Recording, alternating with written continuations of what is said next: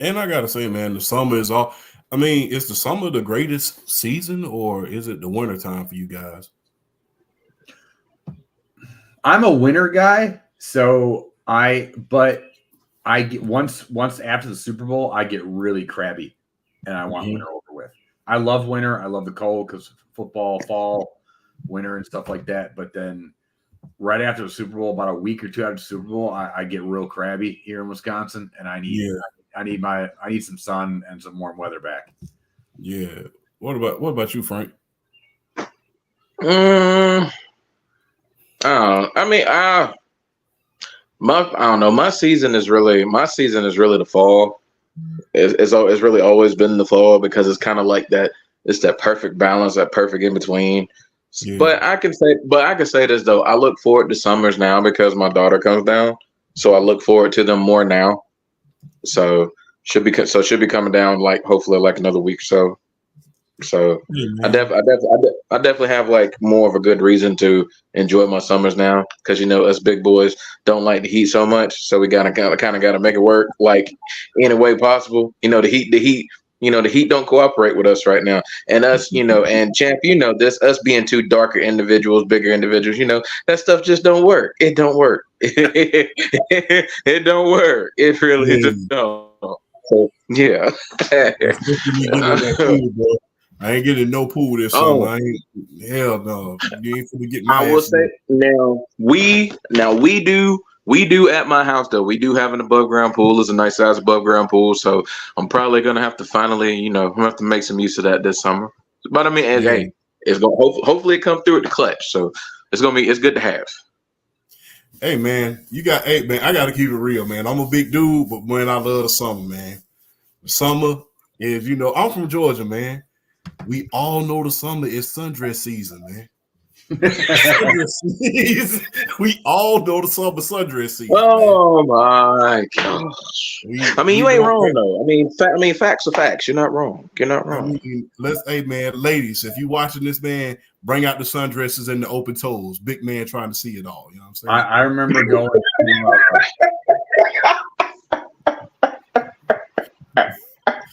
I know where your mind's at tonight. Okay. Oh boy. Boy, Champ trying Man, to go to I will SummerSlam.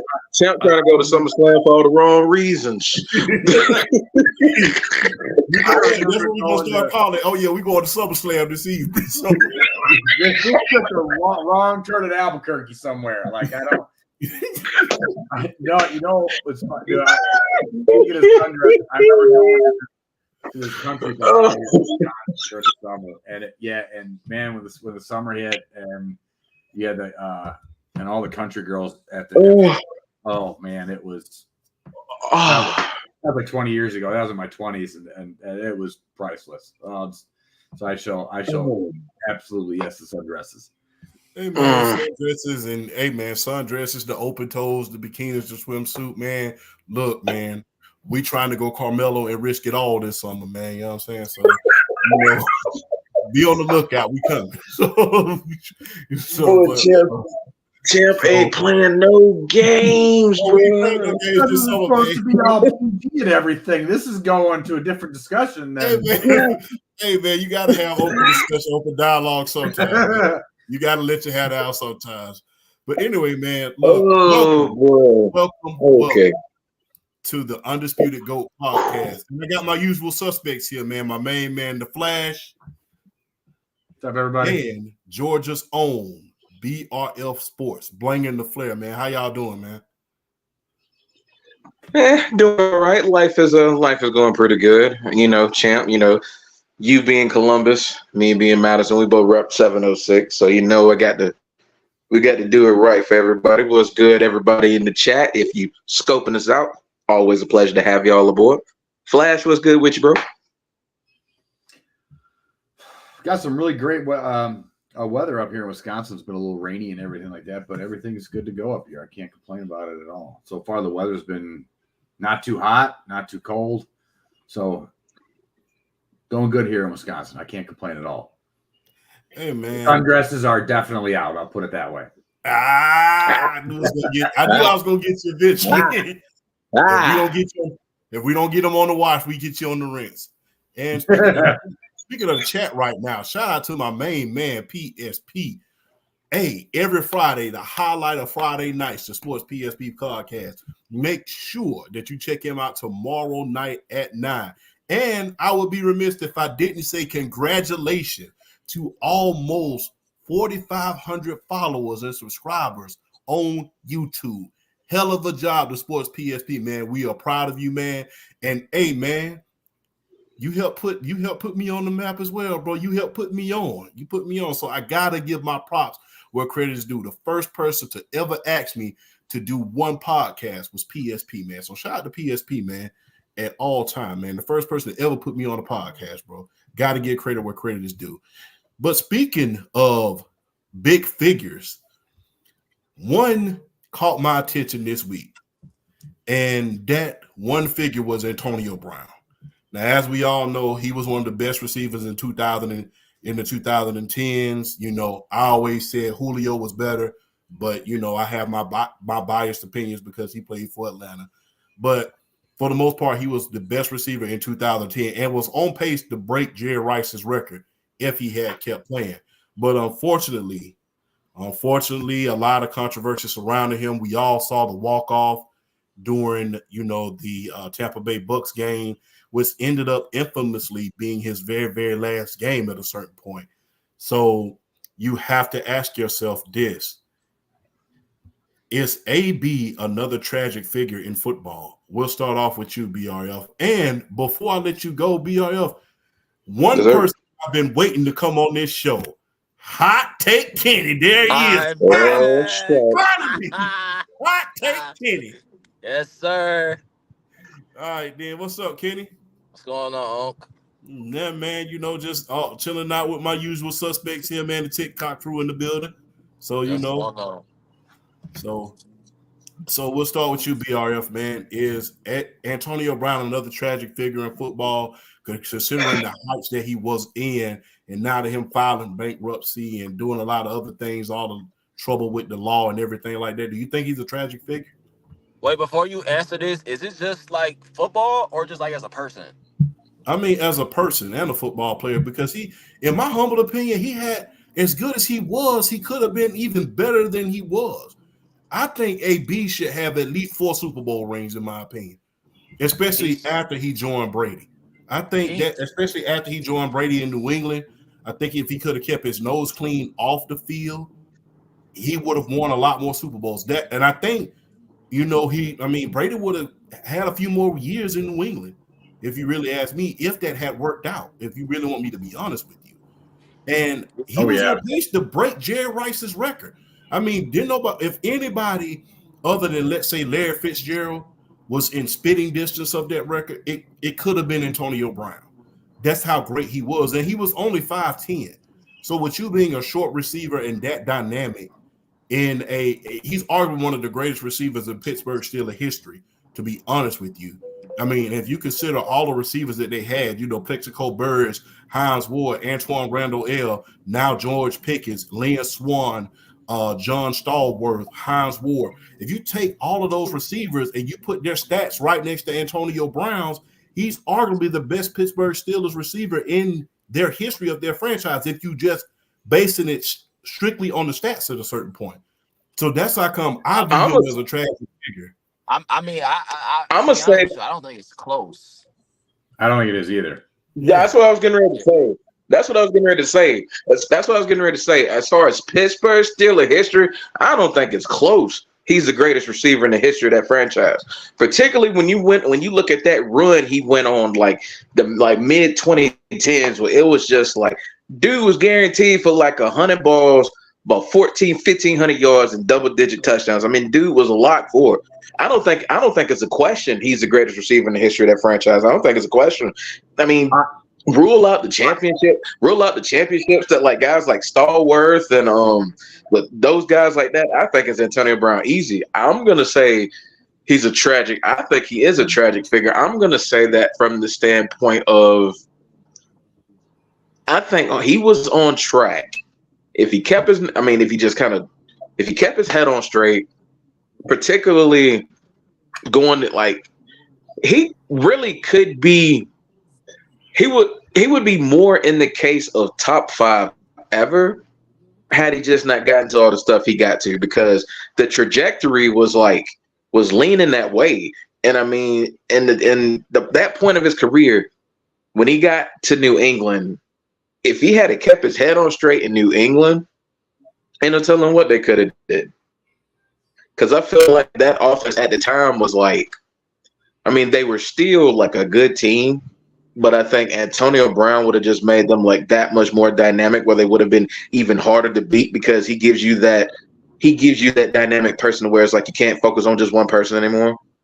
And he would have just opened that offense up. He would have gave them that dude. He would have just gave them that dude to be that number one, and then everybody would have been able to eat at that point on that offense. So I just think it would have just been that offense would have been something serious. And Tom Brady might not have never left New England if Antonio Brown had kept his head on straight.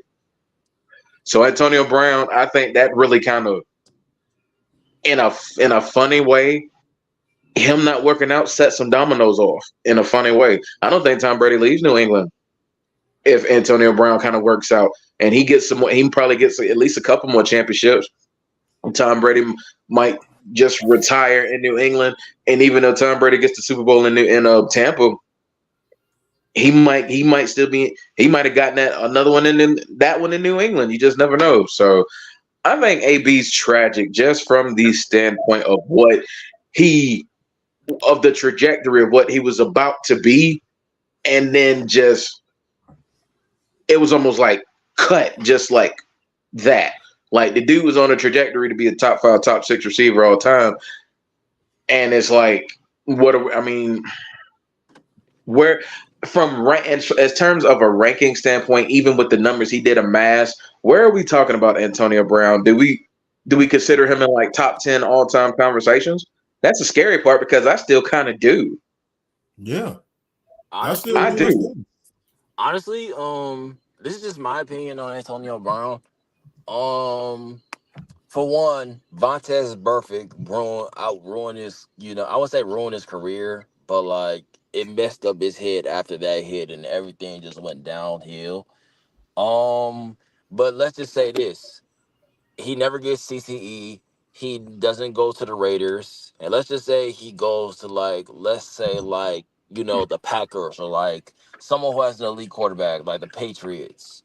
Um, if he goes to a great situation, then, and like I said, what Uncle said, if he wins a certain amount of rings and he has what I'm saying, this crazy season with the amount of yards, touchdowns, and all that other stuff, I would probably view AB as a top 5 receiver in the game. But he will be right at number 5. I wouldn't say he will be number 4, number 3, because I still would take Jerry Rice. I would still take Randy Moss, T.O., and Calvin Johnson over him. But he will be right there at 5. And I feel like that AB and Calvin Johnson debate will be very, very close.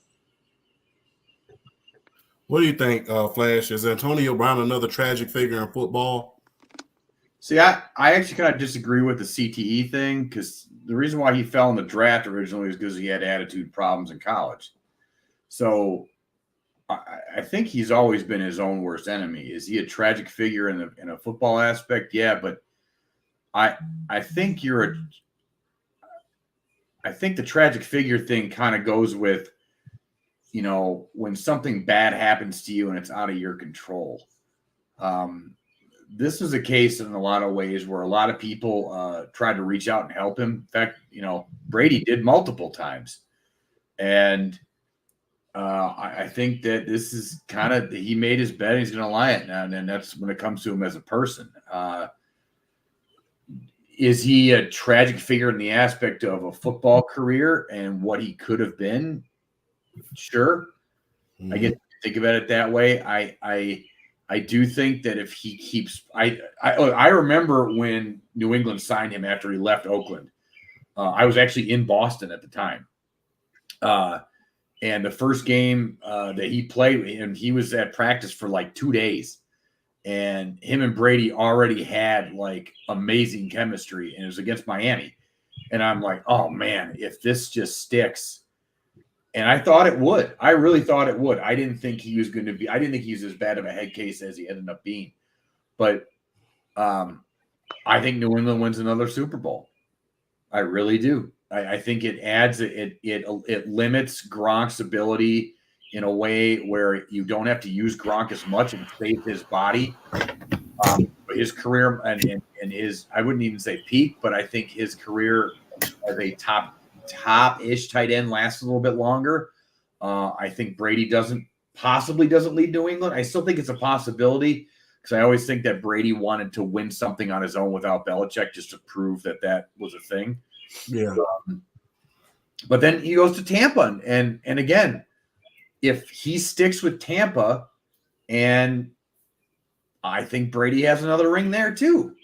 So I think overall, as a tragic figure, I think it's kind of a mixed bag. In a certain way, yes, and in some ways, no. I think on a personal level, like he just keeps, he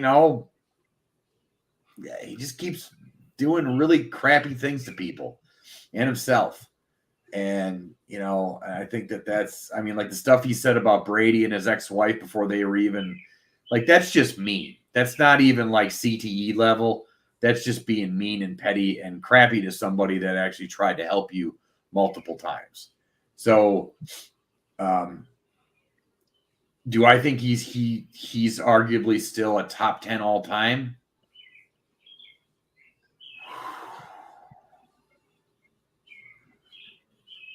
Yeah, probably like right on the edge of 10, because there are certain guys that I think, like, for instance, like I think Sterling Sharp, if he doesn't hurt his neck, is one of the greatest of all time, if not up there with Rice and Moss and Dio. Like there's an argument. People forget how great, like, I think that's a tragic thing in sports is Sterling Sharp. So I'd say he's top 10 still. So, I mean, he still ends up being a top 10 wide receiver. If he continues and he doesn't have any issues, he's probably in the top 3 discussion. In fact, I'd probably say he'd be better than T.O. So it'd be probably him, Moss, and Rice. Okay. All right. We got 2 great sports minds that just joined the show. First of all, I would be remiss if I did not introduce the SME, the subject matter expert. Stop. Casual from Vanity Sports. Now, if you want to, now look, just to educate my audience a little bit, look, if you want some great basketball content, go follow Casual and Vanity Sports. He knows what that group knows what they're talking about when it comes to basketball. That is why reluctant. I know he don't like to name the SME, the subject matter expert. We're gonna make that stick in a minute, just like we did with Hot Take Kenny. We're gonna make that stick in a minute. And we got one of the best coaches and best football minds right now with Coach Dante, also a Houston Texans fan. How you doing, Coach?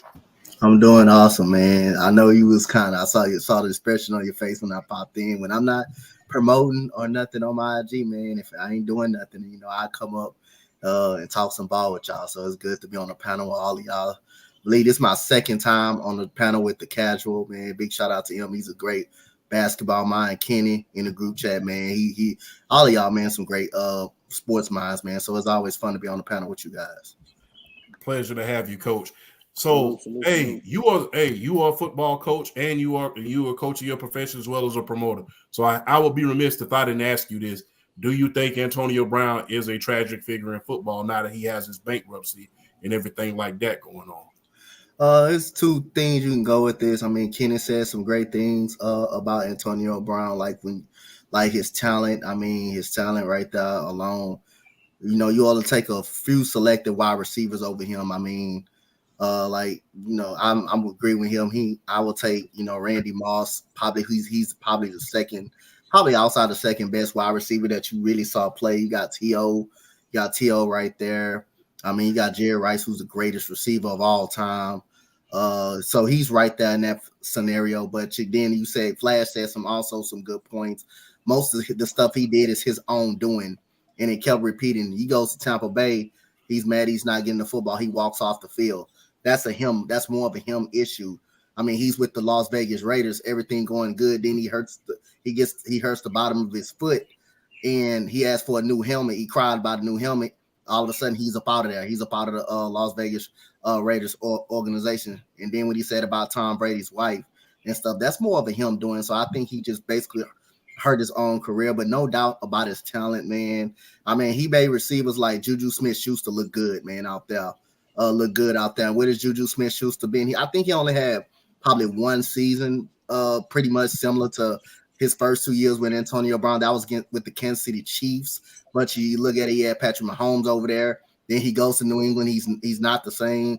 He's hurt. He's not the same. So Antonio Brown is a great, talented player, but I think most of his answers because of his own doing. Casual, what do you think? I know you don't really do football like that, but do you want to give a take on this? Any take I give will be my name. I got you. Kenny, you got anything else, bro? Kenny, you got anything else? Not that I really know of. I hope Antonio Brown, gets the money, since he filed for bankruptcy. So that's really all I have for him. He's still a top 10 receiver in my eyes, and arguably the best receiver that I've seen in a decade. Mm-hmm. So ain't really much to say about Antonio Brown, really. Get your brain right, bro. Hey, I don't know if it's just me or not, man. I'm gonna say this out loud, but is it just me, or when guys leave Pittsburgh, they're never the same? I don't know if it's just me or not, but when guys leave Pittsburgh, they're never the same. And you can go down the list. Yancey Thickpen, he leaves Pittsburgh, he's never the same. Mike Wallace, he leaves Pittsburgh, he's never the same. Antonio Brown, he leaves Pittsburgh and never the same. I think the only guy that left Pittsburgh and did something was Plexico. And even then, he had his case going on with the attempt with the whole gun case or whatever. So I don't know what it is with Pittsburgh wide receivers and them leaving Pittsburgh, and they're never the same, but something's in the water up there. Go ahead, BRF. I saw you had something. I'll say this: the Mike Wallace thing, I kind of wasn't surprised he dropped off after he left Pittsburgh, because I felt like he was a one-trick pony anyway. I never thought he was a number one anyway. And then the fact that he went somewhere else and was pretty much having to be asked to do more as a wide receiver as opposed to just run the go route. Mike Wallace is one that didn't surprise me, but you do make a really good point about that. Really, outside of Plexico and to an extent Santonio Holmes, wide receivers that left Pittsburgh really didn't hit like that. They didn't really hit after they left. Yeah, because it's just like, hey, you could have, and why would you ever want to leave Pittsburgh? I mean, if you look at the history of Pittsburgh and wide receivers, it's almost flawless at a certain point. When you look at the only position that people will call me crazy when I say this, the only position that they don't hit on frequently. Now, they did draft Ben Roethlisberger and Terry Bradshaw, and there's 6 Super Bowls between them. But if you really look at the Pittsburgh Steelers drafting when it comes to quarterback, it's really been a revolving door between those two. If you really look at the timeline between Ben Roethlisberger and Terry Bradshaw, if you look at between that time, wasn't a lot of consistency during the Bill Cowher era or even late in the Chuck Noll era. It wasn't a lot of consistency. When you think about Tommy Maddox, when you think about Cordell Stewart, when you think about Neil O'Donnell, Mr. Interception Man, I still say that game was fixed, but I'll digress because he threw it right to Randy Brown. I don't 2 games in my life that I will honestly say that I believe was fixed. I don't believe sports is fixed, but if it was ever 2 games that I ever believed in my life that were fixed, it was that Pittsburgh game, Super Bowl 30, because he literally threw the ball right to Larry. Right to him. There's that one, and then UNLV 1991 in the Final Four versus Duke. Those are the only 2 games that I will ever see in my life is fixed. Oh, I'm going to add one as a Wisconsin boy. Game 7, or just the series in general, the 2001 Eastern Conference Finals between the 76ers and Milwaukee Bucks. 76ers and the Bucks. Yep. There is no reason that again, I don't think sports are rigged, but that's one series that I go, yep, that's a problem. And the reason people are going to ask me, hey, why do you think the UNLV versus Duke game was rigged? I will tell you why. The whole season, UNLV was beating guys by 30 points or more. You get to the Final Four and lose by 2 points. And 3 weeks later, you get caught in a hot tub with a guy called the Fixer. I digress. That's all the evidence you need. You're in the hot tub with a guy called the Fixer 2 weeks later after that game is done. And you've been beating everybody by 30 points the entire season. So, by the way, I just want to make one more point about that Larry Brown situation when Neil Donald threw the ball right to him. That was Neil Brown. That was Larry. That was his coming out party because you remember the next offseason he got paid and he was no more the same after that. Yeah. Oh, you never heard from him again? Hey, he owed all his money to Prime. He need to get some of that money he made to Prime Time because they weren't throwing the Prime Time side. They was gonna throw the Larry Brown side. But speaking of this, go ahead, Flash. No, he made a ton of money because he went to the Raiders the next year. And the Cowboys were just like, yeah, you know what? You can go. That's fine. That's okay. Thanks for getting us that ring. Peace out. Yeah. Hey, I don't blame him here, No, hey, but speaking of disasters and people getting and things just happening all over the damn place, what's going on with the Kansas City Chiefs? Like I said in a video earlier this week, it seems like when teams are getting ready to go for the three-peat, all types of crazy stuff happening. If you remember the Dallas Cowboys during the 1994 offseason, Jimmy Johnson gets fired. Then Eric Williams gets injured in a car wreck. Then you had Leon let him get in trouble for substance abuse. Then you had a lot of players leaving in free agency. And it looks like the Kansas City Chiefs are kind of repeating that cycle with teams going for the three-peat. It's just the off season is just a disaster. And it seems like the only thing good that is happening at a certain point is, the draft itself. It seems like the only thing that has happened thus far that was good is the draft itself. And if you look at, Rashid Rice, number one, number two, I would call it some of the controversies that came out of certain speeches with the kicker. If you really look at some of the offensive linemen that were getting arrested at a certain point, and if you look at them losing L'Jarius Sneed and Willie Gay over the offseason, you have to ask yourself one question and one question only. Is the three-peat in danger for the Kansas City Chiefs? And we will start with Hot Take Kenny. Do I feel like it's in danger? No, because it's like every time, the Chiefs go through something, it's like they always get through it. Like, for one, they didn't really have they didn't have a receiver this year. And the fact that they actually won with no wide receiver one is crazy because they literally did it for the past two Super Bowls. Just think about it. Their number one option was fucking, I'm sorry for cursing. Was Juju Smith-Schuster. That was literally their number one option. And then next year, their number one option was a rookie. So I just feel like when it comes to the Chiefs, it's like when their backs against the wall, they always get the job done. So am I worried? No, because at the end of the day, their quarterback is Patrick Mahomes, and when you have Patrick Mahomes as your quarterback, you're gonna get the job done. Coach. 1000% agree with Kenny said. Again, I mean, I got nothing to worry about as long as you got 15 up on the center right there. You just really got nothing to worry about. He knows how to make it work. You still got Travis Kelce over there that's going to get the job done in the passing game. You still got that underrated guy, Isaiah Pacheco, in the backfield. You did add Marquise Hollywood Brown over there. Yes, he has a history of drops, but he can be a solid receiver. At certain stance. You did add some speed in Xavier Worthy.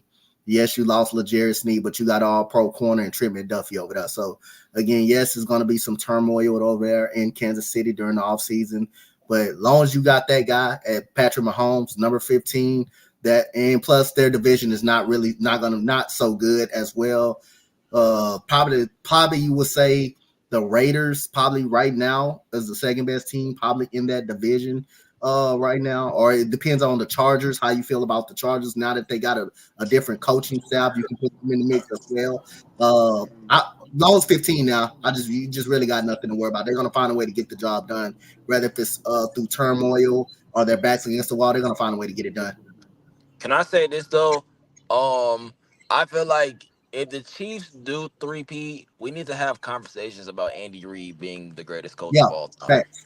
Agree. I agree. I think we definitely do need to have, conversations about Andy Reid because Andy Reid's play calling is crazy, bro. And the fact that he's getting this done with no receivers and like having one of the best defenses in the league is crazy to me.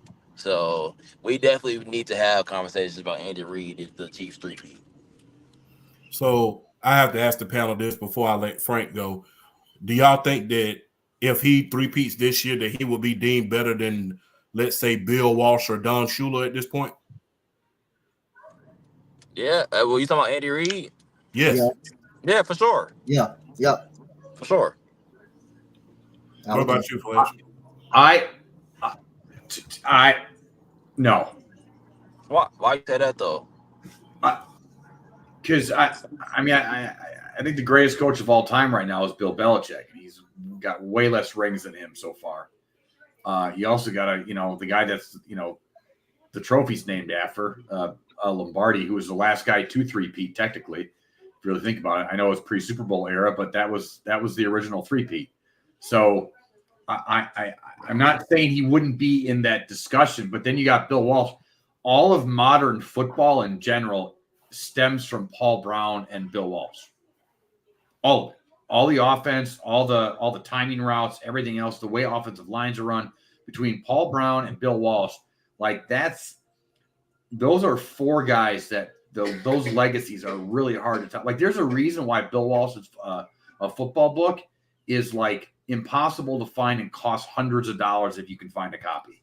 It's like it's literally the football Bible. So is he in that discussion with a three-peat? If you put his success with however you want to look at his success or failures with Philly on top of it, I think he's in that group then. I think you can start talking about him being in that group. But, I mean, those four guys when it comes to coaches are like their legacies are insane. And I think just a three-peat by Andy Reid, I mean, like I said, one guy's named, like, literally the trophy's named after him. And then the other two guys, Paul Brown and Bill Walsh are, literally football coaching gods. So I think he's right outside that sphere. Look, can I say this? I just wanna give an example. I want to ask Casual this question. Casual, do you think Bill Russell is the greatest basketball player of all time? Absolutely not. Okay. And who has the most rings out of any basketball players that played this game? Bill Russell. Okay. So I don't necessarily think rings determine whether you're the best at your position because we all know Michael Jordan is the greatest basketball player of all time. So regardless, how I view Andy Reid, you got to look at the situations that he's had. He had Tyreek Hill, he had Travis Kelce, he had one of the best wide receiver groups of all time for the top defense. And then, like I said, when the stacks were against him, the next in 3 years prior when they faced the Eagles in the Super Bowl, they had Juju as the number one option. And then the next year, same thing. They lost Juju. Then they added Rasheed Rice, who was a whole rookie. So now it's like the stacks are against the wall when it comes to like Andy Reid. And it's like I just think the shit he's gone through. I don't know. I just view him like as the greatest coach because a lot of shit that he's went through, in the past Super Bowl runs that he's been on. So if he three-peats, then he's to go to my eyes. Honestly, my bad.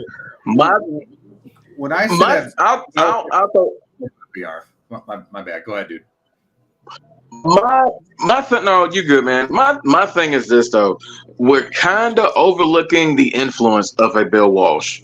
I mean, I kind of hear what you were saying with the whole Bill Russell and Jordan and the Jordan comparison. I kind of hear what you're saying, but at the same time, you have to look at Bill Walsh from the standpoint: it's the rings, it's the wins, it's the influence, it's the overall impact of a Bill Walsh. Offense isn't offense without Bill Walsh. It's just something. It's just that simple. So with Bill Walsh, with Bill Walsh, you're looking at the overall impact. It's rings, it's victories. He's one of the winningest coaches in the history of the league, and it's the influence. On top of that, it was the fact that he was a really good coach, and the fact that he spanned decades upon decades of offensive football. So that's why I'm not going to put Andy Reid over him, but you can put him in the conversations if he three-peats. I think he deserves to be in the conversation because it's not just the three-peat, it's 4 out of 5 years. So you have to put him in the conversation. He's got to be in the conversation. But I'm looking at it in terms of sheer overall impact. I'm not putting him over Belichick. I'm not putting him over Lombardi. I'm not putting him over Walsh. But then I think that might be it for me. But okay, so I have a question. I want to ask you a question now, Kenny. So, because obviously you know more about football than I do. So then, this is my question to you: how much, what is like the standard for length of impactful years if you're a head coach to you? Because in the NBA, for us, 10 years is like the standard. You have to at least reach a decade of impactful coaching for you to be looked at as one of the GOATs. For coaches for the NFL, it's not like I can't really answer that because like I know some football. I don't know a lot. So Okay. I'll let Champ answer that. But like I also want to say this about the whole the whole impact when it comes to like Bill Walsh. Yes, he won a lot. Yes, he's impacted the game. But also you can say the same thing. Like I know we're not talking about basketball, but you can say the same thing about like a person like Bill Russell. Bill Russell has impacted the game in so many ways. When we're talking about like off the field stuff, when it comes to like transition basketball, when it comes to defense, he's impacted the game in so many ways. So it's like, yeah, this I philosophy is the same thing that you said about I think Bill Walsh is the same thing that you could say with Bill Russell. There's philosophies defensively, rebounding scheme wise that Bill Russell introduced to the NBA back in the 60s that still to this day we yeah, implemented to the point where we call it fundamentals. Yeah. Boxing out, we call fundamentals. Blocking someone's shot and not throwing it into the third row, but keeping it in play. Those are fast break play. fundamentals. Yeah, Yes, the fast break play. Like those things are fundamentals that Bill Russell introduced, but yet nobody would sit here and say Bill Russell's the GOAT. that's what Unless I'm saying. championships is just that much valuable to you. I think that's what point that I'm trying to get off. Yeah. But see, I get what you're saying.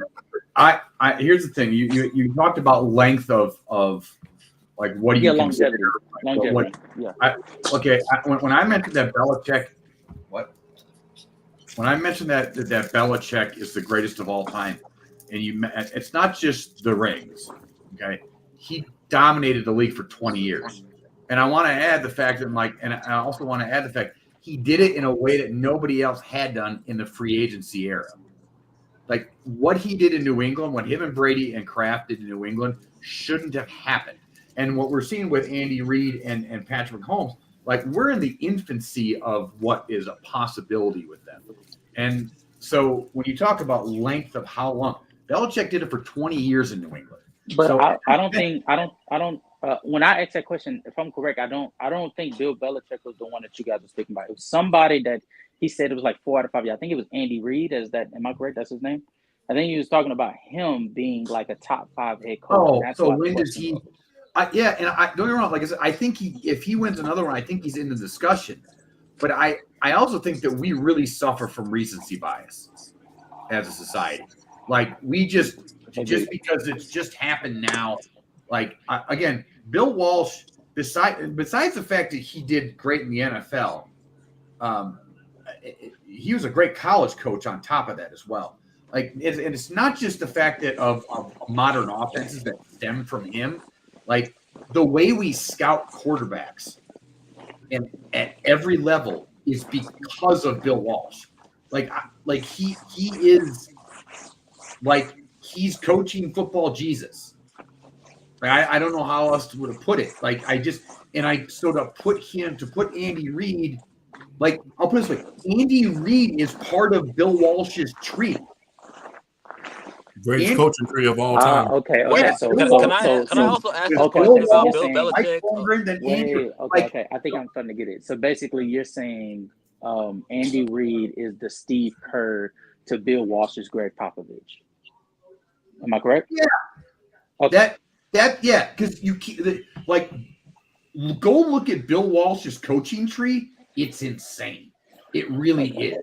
Okay. Like it's the greatest ever. It's the greatest ever in football. I would say he's Steve Kerr. Hold on, I would say he's Steve Kerr. I would say Andy Reid is more like an Eric Spoelstra. No. You're not getting the reference. So basically, he was saying there's no Andy Reid without Bill Walsh's. Okay. And so I'm saying there's no Steve Kerr. Steve Kerr doesn't become the head coach. He does if he isn't an assistant coach of Greg Popovich first. Okay. I see what you're saying. And that's the thing. Like all the play calling, the timing, the screen passes, the way that Andy Reid, and don't get me wrong, it's magnificent. I love the way Andy Reid calls the game. And he's been doing that since he was in Philly too. But it's because of Bill Walsh. And on top of it, he was under Mike Holmgren too, I'm not tossing Mike Holmgren in this discussion, but we all forget how great of a coach Mike Holmgren was too. Like that whole tree is magnificent. It's the greatest coaching tree in sports history, period. Yeah. I agree. And if you really think about that coaching tree, because when he split off from San Francisco, which was the original New England, if you ask me, when he split off from there, that coaching tree he had in Green Bay was superb. You had Andy Reid, Steve Mariucci, John Gruden, and Ray Rhodes. Yeah. 3 out of 4 of those guys won Super Bowls.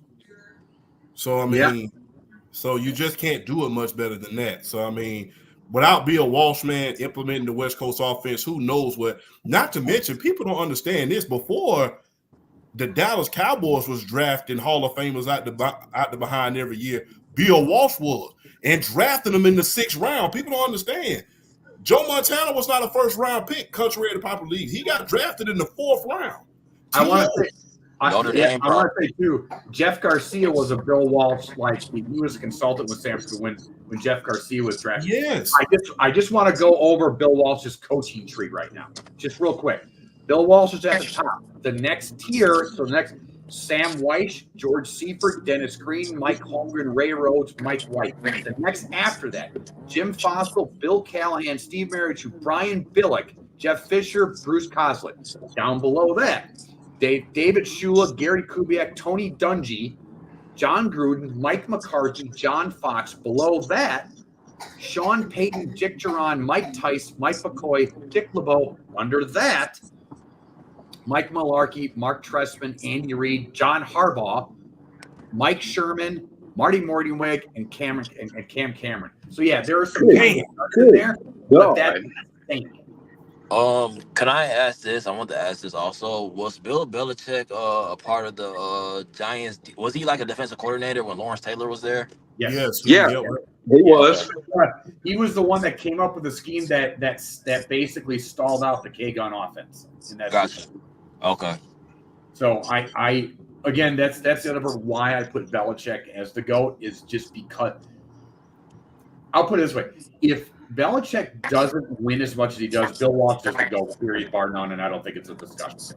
But Belichick won so much, and on top of what he did as a defensive coordinator, the reason why there's a 2 tight end set now in football is because of Bill Belichick and Lawrence Taylor. Yeah.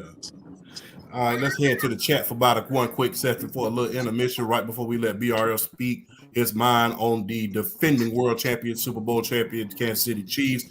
Shout out to Sports PSP once again I have Jordan Love in the combo for this year's MVP. Not a bad take at all.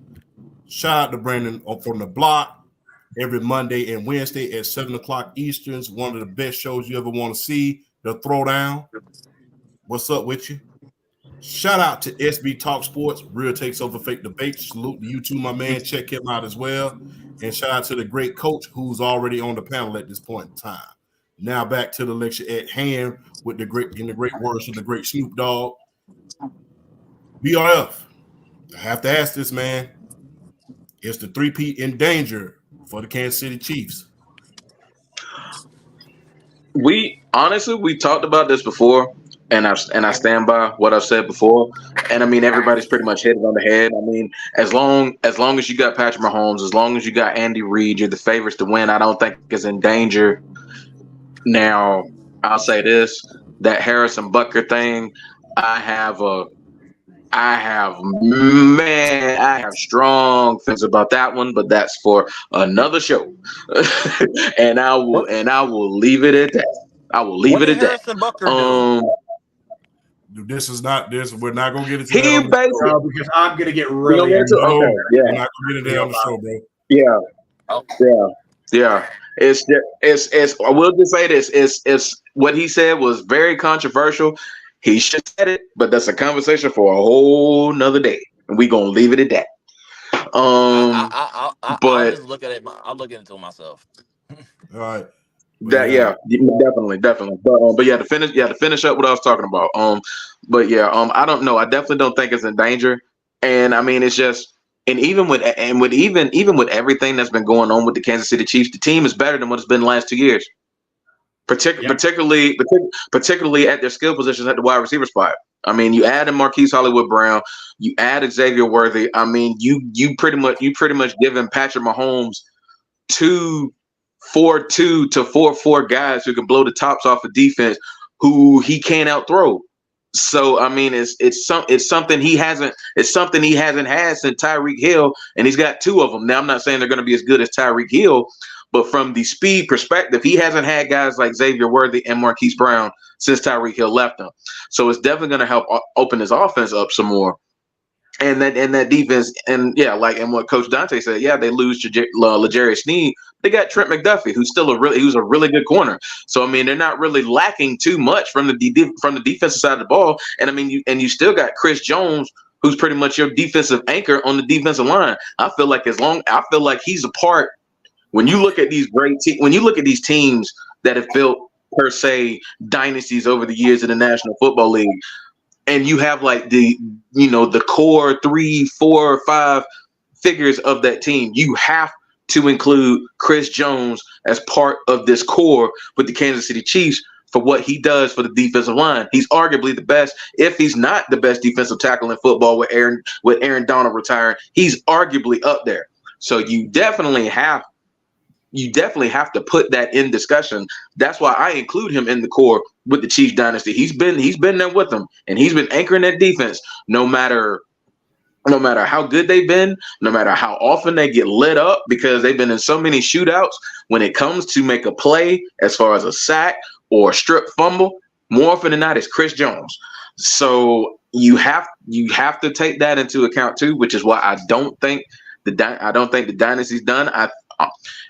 They're my favorites to win it again out of the AFC until somebody comes to the door and knocks the door down. You have to favor the Kansas City Chiefs in the AFC. Even though all this crazy stuff is happening to them, I don't think it puts them in danger because they got Mahomes, they got Reid.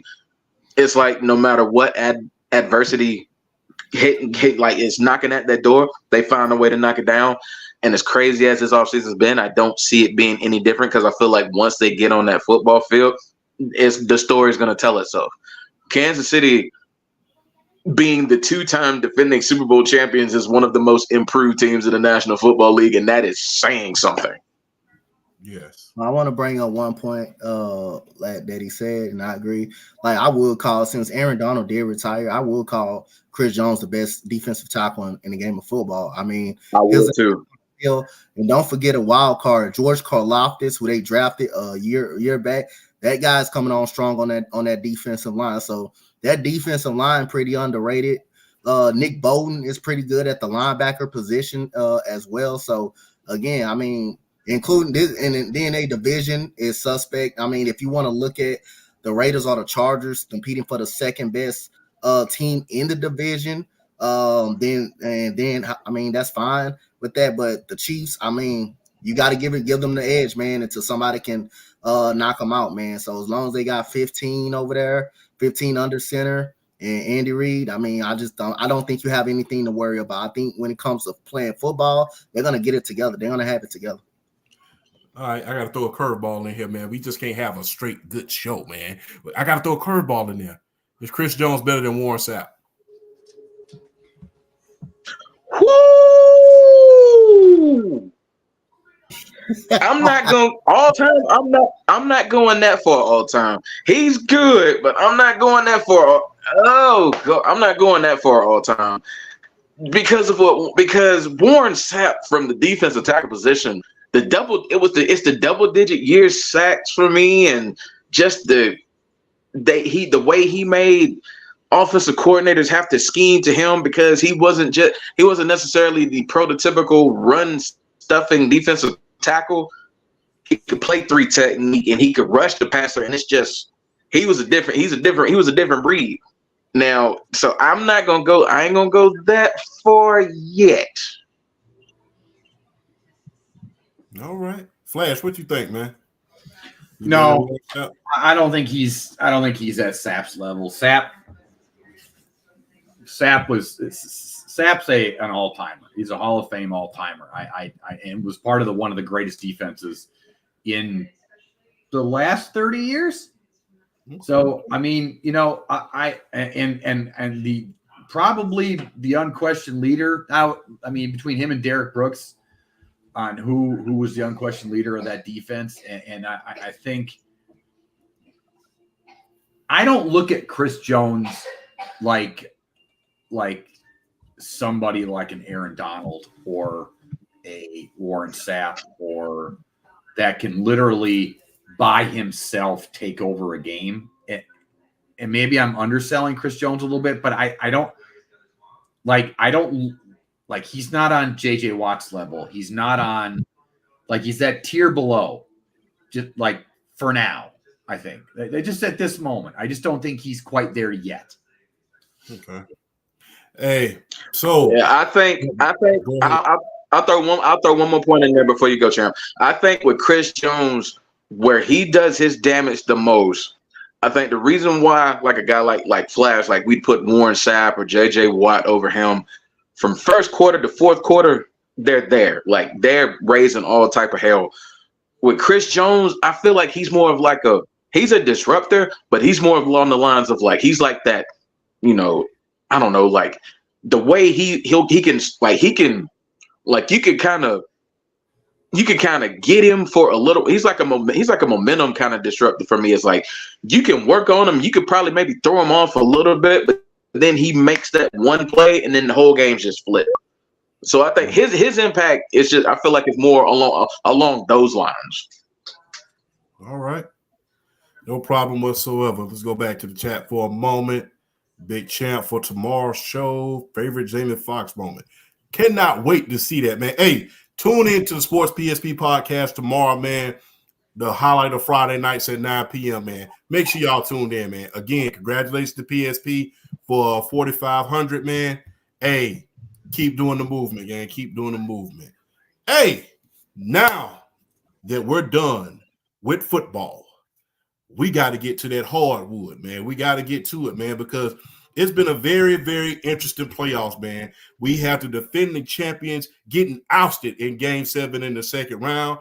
We got New York, big city of dreams. And as we saw, every day in New York ain't always what it seems. You can thank Tom Thibodeau for that, by the way. But I digress, man. And that is why I had to have the subject matter expert here with me today.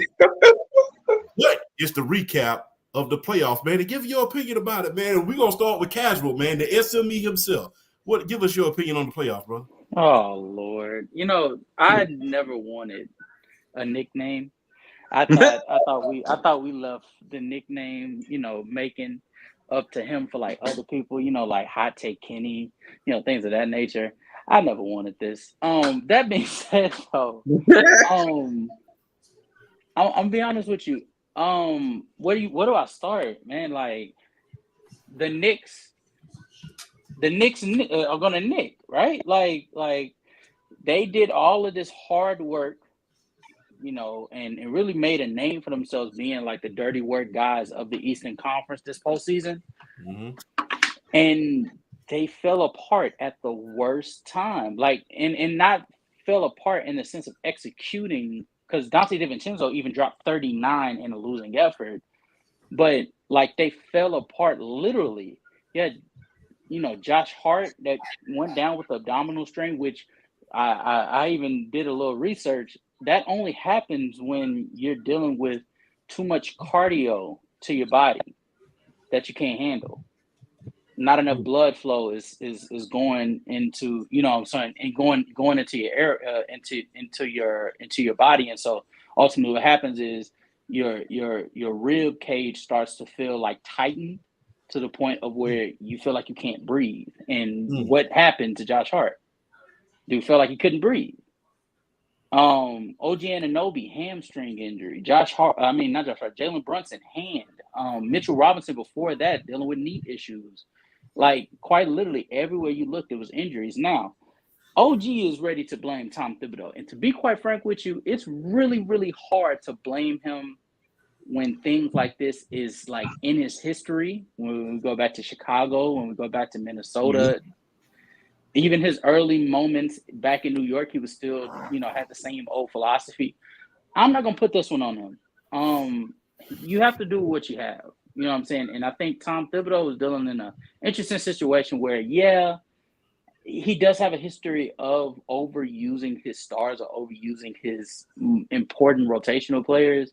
But this season, he was actually, before, Julius Randle went down and then Mitchell Robinson went down again, he was doing a very good job at giving opportunities to McBride, giving opportunities to what's my guy's name? Quincy.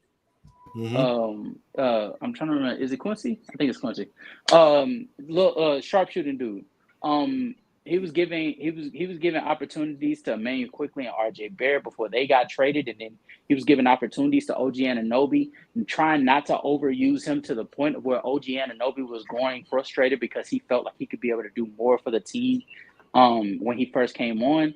And so going into the postseason, when Mitchell Robinson's out, when Julius Randle, your all-star, is out, when Hardenstein starts to really be the only true big man that you can go to, I mean, you have to do what you got to do. You have to play Josh Hart that heavy minutes because outside of Isaiah Hartenstein at that point, that's your best rebounder. And really, to tell you the truth, this postseason, Josh Hart was the best rebounder. And so, like, I wouldn't pin that on him. OG, do you can you at least agree with that? Yes, I can agree with that, man. Look, I have to give a hot take every now and again. I know I'm trying to be fast-based. I try to be as factual as possible. But every now and then, I have to give a hot take, man. I got to give a hot take. Okay. And, like I said, man, I'm not a big New York fan, man. I love New York, New York City, went through there a couple of times when I was stationed up there and what have you. But I've never been a Knicks fan. And ever since they call Madison Square Garden the Mecca, but you haven't had a championship there since 1973. I digress. So they call Madison Square Garden the greatest arena in the world, but there ain't no championship banners up there. I mean, the last time y'all won a championship, Dr. J was a nurse. So I mean, OG, just because your team knocked them out in the first round of 2021, get that hate out your heart. You're over them. Bruh, man, we don't even think about that no more, man. That 3 years ago. Knicks fans think about that more than we do at this point. Yeah, that lives nowhere in my brain. But yeah, I agree with you, Casual, man. Tom Thibodeau has done a hell of a job with this team. That's me just being biased and having a hot take. You got to give credit where credit is due, because the thing is this: years ago, they was telling James Dolan he need to sell the team. That's just a fact. That's not a warning. That's not a question. But that's a fact. Still feel that way. So he's still a trash owner, but he just lucky he's finally got a squad. I mean, if you put people in, if you bring good people, I mean, I believe this. You're only as good as the people that you bring in. And I don't think Mr. Dolan did a hell of a job of bringing the correct people in, to be honest with you. That's his fault. I mean, that's his fault. So Don't bring in 100%. yes men. Don't bring in yes men.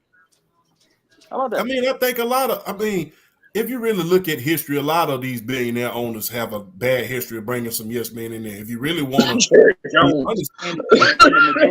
and the majority of them have gotten kicked out in exchange for former athletes that they literally have observed up close how bad a bunch of billionaires running a team can be, and so they're trying to do something different. Look at Minnesota. Minnesota has been a irrelevant, ignorant franchise for the majority of their existence. As soon as I'm forgetting the ex-baseball player, Alex Rodriguez, the $200 million man. Yes, as soon as he takes over as the owner of Minnesota, it's not a coincidence that you start making trades that, albeit questionable at first, has panned out to the extent that they're in the Western Conference Finals, and the argument can legitimately be made right now that they could win the championship. To be honest with you, with A-Rod, you have to understand where he came from. He came from George Steinbrenner. You saw the way George Steinbrenner ran the New York Yankees. I might not be a Yankees fan. Yeah, I don't like the Yankees. But you have to give credit where credit is due with the Yankees. George Steinbrenner is the only owner that I will honestly say he's going to do everything that he can, not just to make money and fill the stand. He's trying to win every single year. You know, you saw he got rid of Joe Torre in a heartbeat. You know, although he bought those World Series to him in the 90s. So the thing is, he is one of the few guys that has literally tried to win and make money at the same time. Not too many owners are doing that. A lot of owners are trying to fill seats. George Steinbrenner, God rest his soul, was the only owner that was trying to win and fill the stands at the same time. He wanted to win bad as hell. And my thing is, that's why you've seen a lot of those big-time players in New York, because he was willing to go get them at any cost. So, I mean, he was willing to go get them at any cost. But you see how that backfires, though, right, OG? You see how that backfires when you try to go all in. Look at the Phoenix Suns. Yeah, look at the Phoenix Suns. Look at they going all in, and now they just got knocked out in the first round, and they're well over the luxury tax. Where do you go from here? You look at the Los Angeles Lakers, who for the past 4 years have been going big or go home, going big or go home, going big or go home. And now they're at the point you just got knocked out in the first round. It don't look like that's going to change at all, because LeBron is getting a year older by the time you end up right back in the postseason. Anthony Davis is going to be a year older coming back into the postseason. Austin Reeves don't look like he's going to be no superstar. D'Angelo Russell for sure ain't going to be no superstar. Where do you go from here? You know what I'm saying? Yeah. You have when you look at these franchises that's ran by younger or people that have been under some type of tutelage for them to be able to see what to do and what not to do.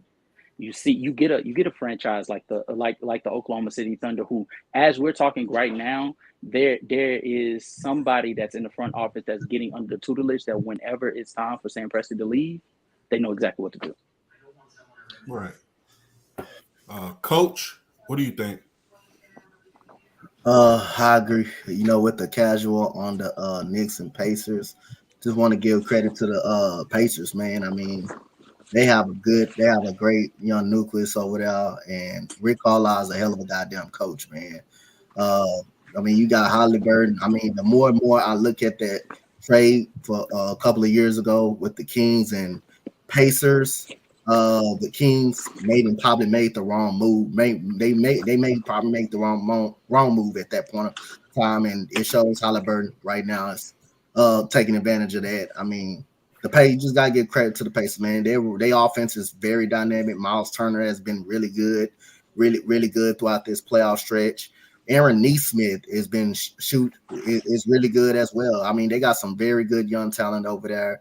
And I mean, the New York Knicks, that game 3 when Andrew Nembhard hit that 3-pointer, that stirred probably all momentum that the New York Knicks actually really had. Jalen Brunson played hurt throughout the whole playoff series. He really hurt throughout the Philadelphia series. Mitchell Robinson went out. You only had to play Hardenstein pretty much. You didn't play presses Achula that much. But again, Tom Thibodeau, I mean, I say I think it's all right with Tom Thibodeau. He did all he could.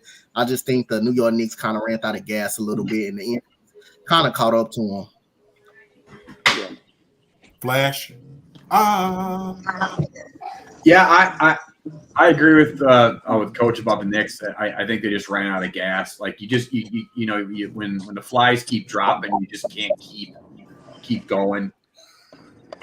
You can't keep going with that, and it's unfortunate because like they were kind of the cute underdog in a way, even though they're the New York Knicks and it's Madison Square Garden. There was that feeling of like you really wanted this. You were kind of rooting for this Knicks team, and as for the rest of the playoffs, I just want to say that I think Minnesota and that Denver series was so odd and perplexing.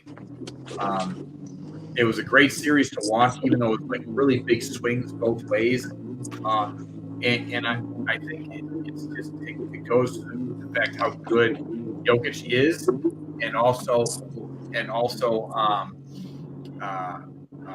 how good Minnesota's become already and how young they are, especially Ant. And I think watching the Dallas, if anybody watched Game 1 last night, that was phenomenal. Like, that was such a great Game 1. I'm excited to see the rest of that series. I can't wait to see the rest of that series. And then the playoffs, going back to the going all in thing, you have to have depth. Like, you can go all in, but if you sacrifice your depth, that's why Phoenix stinks. They have no depth. Who you saying has no depth? Who doesn't have depth? Phoenix. He said Phoenix. Oh yeah. Hop the hell up, man. What's wrong with y'all? No, because he was talking about Jokic, and I thought he was talking about Denver. No. I was just commenting on the going all in thing. No, yeah. I think this has been a great playoffs. I almost think that it's a kind of a fork on. I'm watching the Celtics and Indiana game, and Boston's probably going to win game 2. So it's going to be Boston versus whoever. But I'm excited to see. By the way, Kyrie Irving, I think we all kind of forgot how good Kyrie can be when he is completely 100% focused.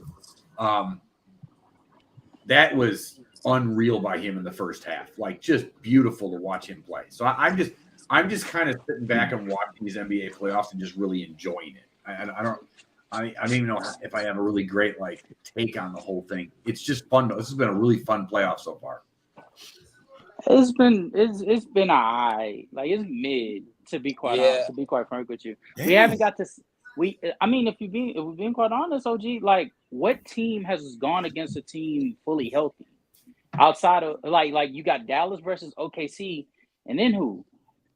You got the Lakers versus Nuggets. Jamal Murray wasn't fully healthy. They pulled that one out. Really, to tell you the truth, even though they won in 4, 5, they swept. 5.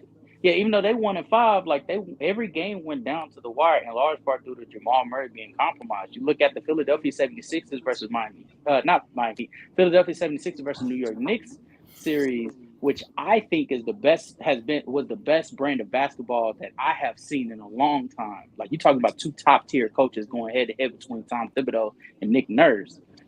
That one wasn't even fully maximized because Joel Embiid was hurt. To the infinite on. And you look at the Miami Heat versus Boston Celtics, Jimmy Butler was hurt. So, everywhere you look, you couldn't. And my Milwaukee Bucks lost to the Indiana Pacers because Giannis was hurt, and even when we had a little bit of breath left, Damian Lillard went down. So, at that point, it's we didn't even get to fully see these series be fully 100% maximized because there's always somebody hurt. I agree with that part of it. I think it's just fun because I think maybe I didn't explain my position well enough. Is we're seeing a change in the guard when it comes to the old versus the new guys, and I think that's the exciting part. I also think that just with the teams that are left, watching Minnesota and Dallas, I think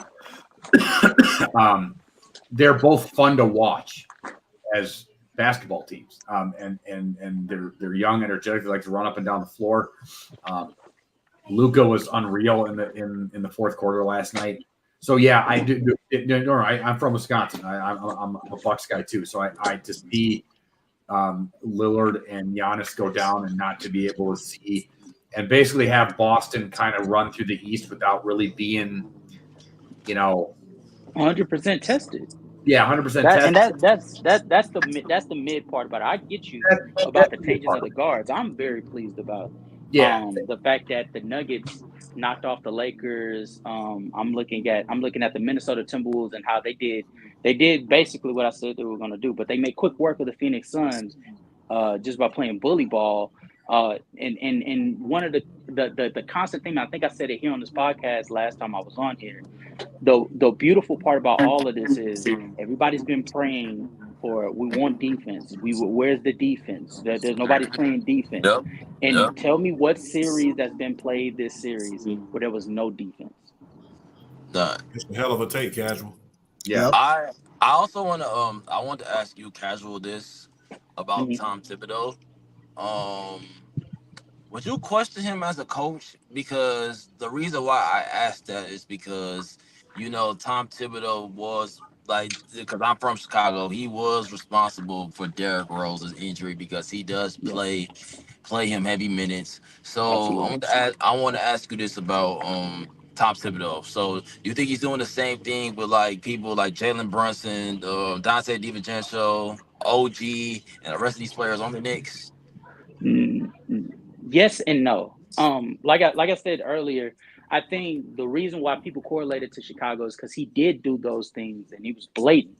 I think it was more of a necessity for him to go back into his old ways. I think when Julius Randle goes down and then Mitchell Robinson is already dealing with the knee injury, and so he was already out before the postseason even fully began. I think in game 1 he went back down with the same injury he was out with, prior.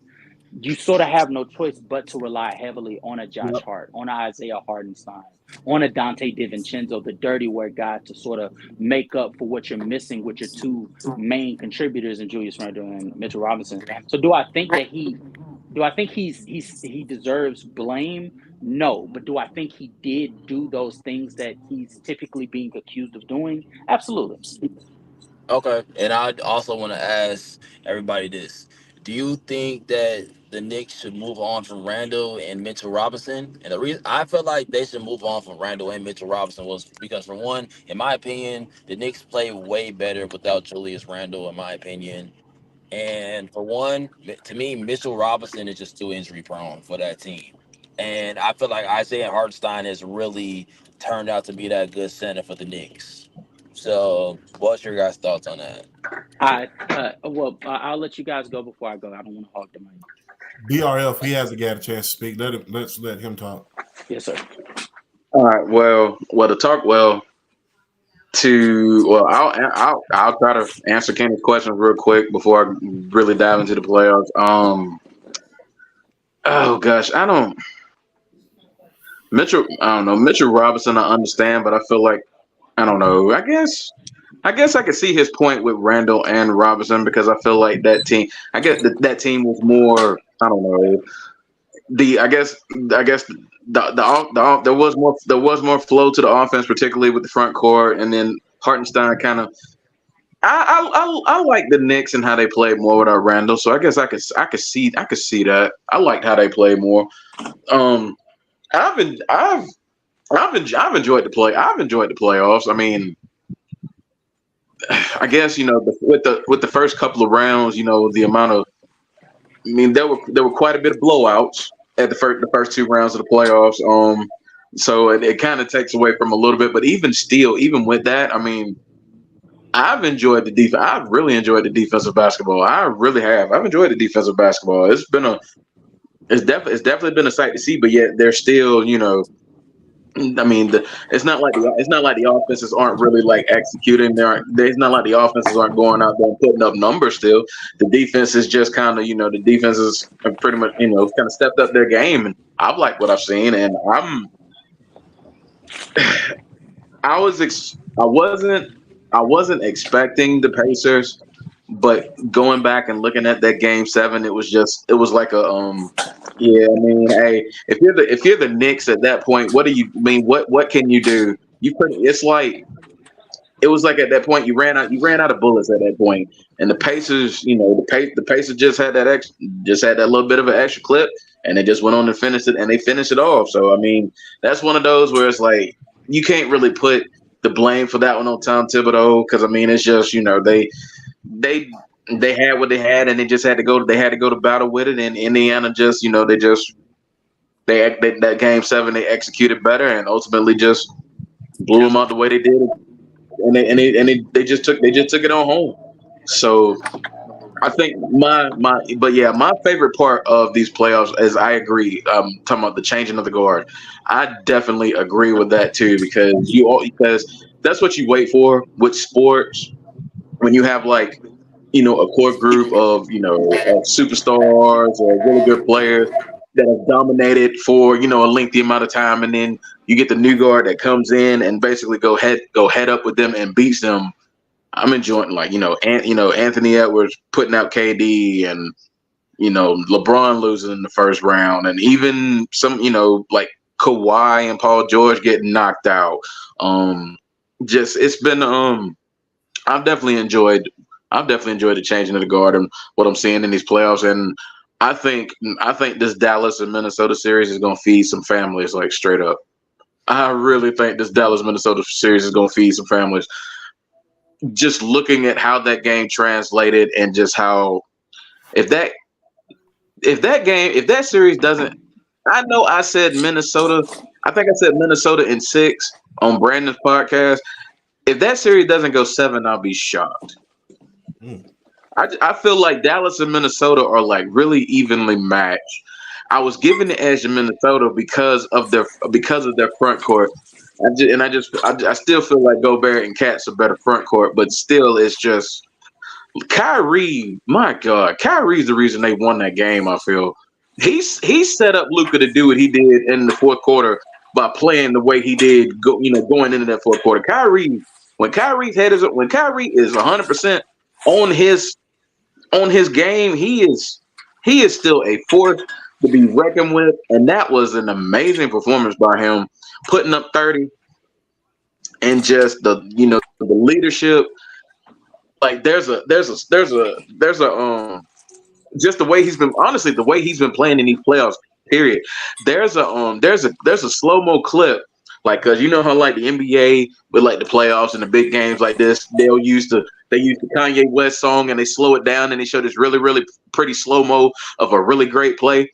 That one against the Clippers where he's basically destroying PJ Tucker on ball and he takes him off the dribble and he hits that pretty fadeaway, and it's just like, I know exactly what you're talking about when he comes off of that screen and he comes off that screen. Oh yeah. Yes, he comes off that screen. He hits him. He comes off that screen. He hits him with the crossover. Goes left, goes back right, and then hits that gorgeous fadeaway in the corner. Just what, man?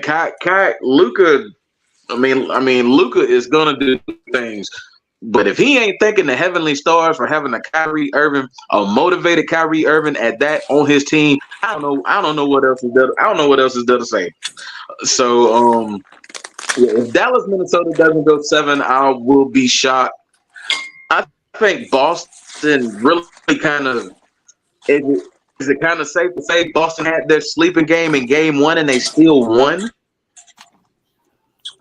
Yeah, because it's like sleeping game.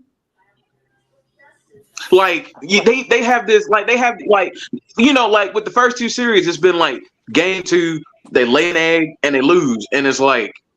And it's like Indiana, just like they came out, they scored. I mean, honestly, they attacked them the way I was hoping they would attack them with the front court, because Miles Turner went off. And the front court for the Indiana Pacers did a hell of a job. And that was the way I was hoping Indiana would attack them, and they did. And the fact that Boston was still able to pull it out, like in a game like that where Indiana had so many chances to win and they couldn't get it done. Does Boston just say, okay? Do they just go running on them and sweep them, or can Indiana still get one? To be honest with you, I think this is who what you saw last night, or was it last night? Yeah, what you saw last night. Yeah. That's who they typically are. The Boston Celtics are very inconsistent for 48 minutes. They lack the intensity that's required of you to really pull off like a consistent pressure on a team.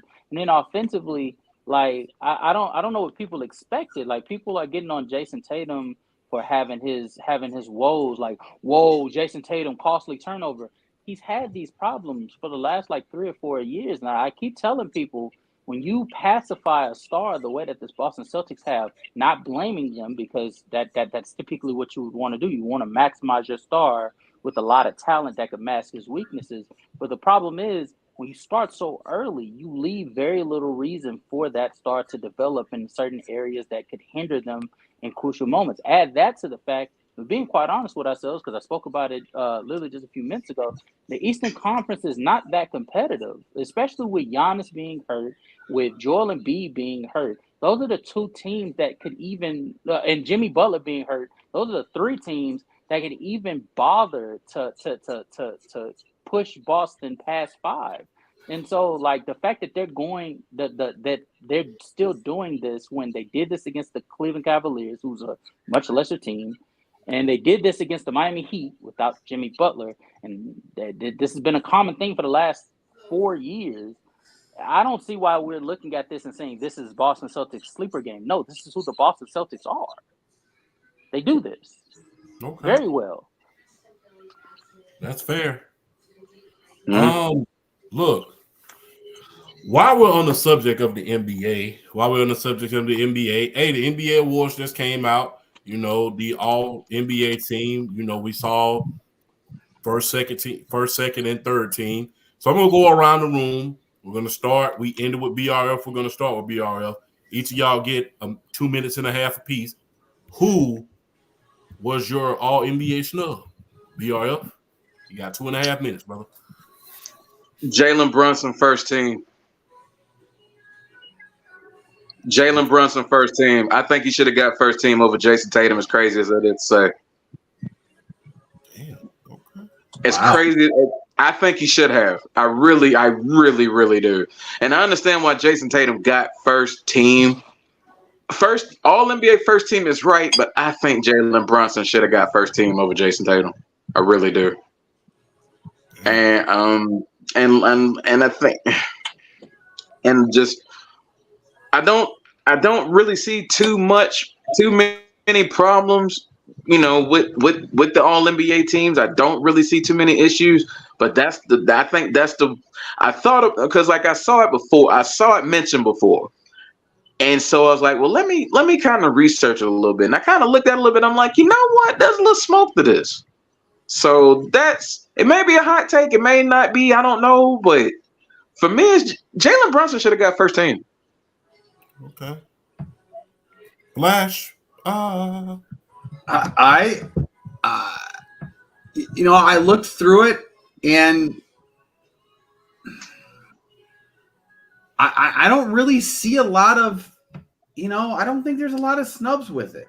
I really don't. I think that, it's funny. This is one of the years that it's been technically positionless, and it kind of stuck that way. And I don't think it's wrong. Kawhi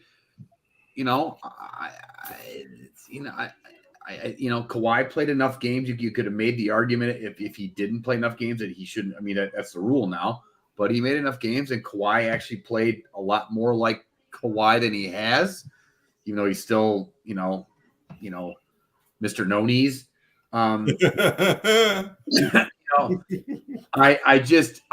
don't really see it. Durant was still Durant, even though he just got knocked out in the first round. But we're not talking about that. This is all NBA. So, I think Curry is right where he's supposed to be. He's starting to not. He's not. Again, we talked about it before, the change in the guard. So, and I think Halliburton was right at the right spot at 3, even though his second half of the year was after the injury was a little meh, but I still think he deserved to be all team. I saw arguments for The kid from San Antonio, Wemby. Yeah, Wemby. And I as great as he was, I just don't think he's there, like all NBA yet. No, so and I think LeBron is right where he deserves to be, and because he's still LeBron. I mean, he's not like peak LeBron anymore, but dude's still putting up insane numbers for a 40-year-old. So I don't see a lot of faults. I don't have a hot take like hot take BRF over here. I'm pretty boring with this one. That is a hot take? I didn't think I don't that think was that's a hot take. I don't think that's a hot take. Yeah, I didn't think that was I don't think it is. I think Jalen Brunson should have got first team over Jason Tatum. Best player on the team with the best record, right? Yeah, even and at what point do we realize that don't really hold that much weight in today's NBA when everybody's just as talented as you? They just don't have the circumstances that you have benefiting you. But didn't we have this discussion like a week or two ago about how Tatum was the if you were going to start a franchise between Ant and Tatum, like Tatum's got all the tools and everything else. But this isn't Anthony Edwards, and this isn't Anthony Edwards one, and we weren't saying that because of what Jason Tatum is. We're saying what Jason Tatum can be. So we that's what that conversation was over. In this sense, we're talking about the way that Jason Tatum played, along with the players that are compared to the players that he's going up against. And when you look at him against players like Jalen Brunson, players like Devin Booker, who ended up 13, which that's my issue. Crazy. That's crazy. My issue. Players like Anthony Edwards, players like Kevin Durant, players like Kawhi Leonard, players like Anthony Davis. Those type of people that he's going up against. I'm sorry, this is my hot take. He shouldn't have gotten it over Anthony Davis. I'm sorry. A player that's playing like the best defender in the world while also giving you 27 a game. So he's giving you similar offensive production to Jason Tatum, albeit in different ways, but he's the best defender in the world. Oh, no. He gets all NBA first team nod from me. Who you talking about? I can see that too. I'm talking about I can see that too. Okay. I can see that too. You know what? I think hurts him. You know what? I honestly, and this, I no, you're wrong. I'm not denying Anthony Davis's talent or anything. I think what hurts him is he's got a body like Glass Joe. He played 74 games this year. I'm not saying he didn't. What I'm saying though is his reputation though is he's got a glass chin and a glass body. So I'm not saying he didn't play 74 games. He did play 6. He actually was like pretty healthy, but that's his reputation. And that's reason, and OG, that's reason 1,768 of why we don't give a shit about old media. That's why we matter. Hey, Cass, were you in the bag of skins, bro? No. Oh, no. I'm putting together a linen cart. Oh, I thought you eating a bag of skins. That sounds like a skins bag. No, I don't do no goddamn skins over here. You don't do you eat no skins? I don't even know why he asking this, y'all. No, I'm just opened up a bag of skins. That sound like a skin. I'm not the only one that think that. That sound like a skins bag. Oh man, you bugging, OG. You bugging. But no, I'm not. I did want to answer Hot Take Kenny's question as to whether they should trade Julius Randle and Mitchell Robinson. One, I think they should trade Mitchell Robinson just because he's expendable at this point. I think his main reason why he was even getting minutes in the first place is because the defense he provided as a rim protector while also giving you elite rebounding skills. I think you saw this postseason. You have a plethora of elite rebounders on your roster. I think Dante DiVincenzo, Josh Hart, Jalen Brunson as a collective, they give you the same production. If that's not enough, Hardenstein showed you that he could give you rim protection along with rebounding while low-key being a better offensive player. Because I'm telling you, I did not see Hardenstein having his hook shot on a foul out. I just didn't. Man, that pick and roll and that floater 8 to 6 it was crazy. That was automatic for that guy. And so if he's giving you that type of production, if you can be able to, build a lineup around the UConn boys, not was it UConn? UConn, right? No, If you they can build Villanova. They were Villanova. Villanova, if you can build a roster around the Villanova boys and have a Hartenstein there at the center position, you basically got 4 spots down. Now it comes down to we need an extra shot creator at the 4 spot, or just the forward spot, and you can move Josh Hart to the power forward spot. And that's where Julius Randle comes in. I'm sorry. Julius Randle should have got traded 2 years ago. The only reason why they didn't trade him was because he got all NBA consideration. But I'm sorry, all NBA where Anthony Davis wasn't healthy enough to qualify. I'm sorry, that's not moving me. Any other year, Julius Randle is not an all NBA caliber player. But because he gets the nod for 1 year, he gets a 2-year pass. No, that's not going to cut it. We saw them this postseason. Jalen Brunson, he's your number one offensive piece. You ride with him. Now you just need to get the requisite pieces to be able to favor a Jalen Brunson heavy offense. That's where you go into the market and you try to see if you can get you a forward this offseason, or you plan for the next offseason. Either one, perfectly fine with me. Only thing I know is Mitch Robinson's injured ass. I'm sorry, excuse my French. Mitch Robinson's injured self needs to get off of this team. And Julius Randle's non-playoff translating self needs to definitely get off of this team, because he does nothing but hurt you guys in the postseason anyway. So if you're the Knicks, who do you go after? If I'm the Knicks, yeah, that's realistic. If I'm the Knicks, especially knowing how this offseason is supposed to go, if I'm the Knicks, I'm trading Julius Randle for draft compensation. I'm trading Julius Randle for draft compensation because I'm planning to go big into the next offseason. That's when the stars truly are going to come out. I would not sell my soul for Paul George, who's 34, going on 35, injury prone, and the same flaws that you have in Julius Randle. You could make an argument that you would end up in similar territory with a Paul George on your roster with a faster timeline. Coach, Julius Randle should have been traded. I mean, he gets into one of those modes when he is healthy.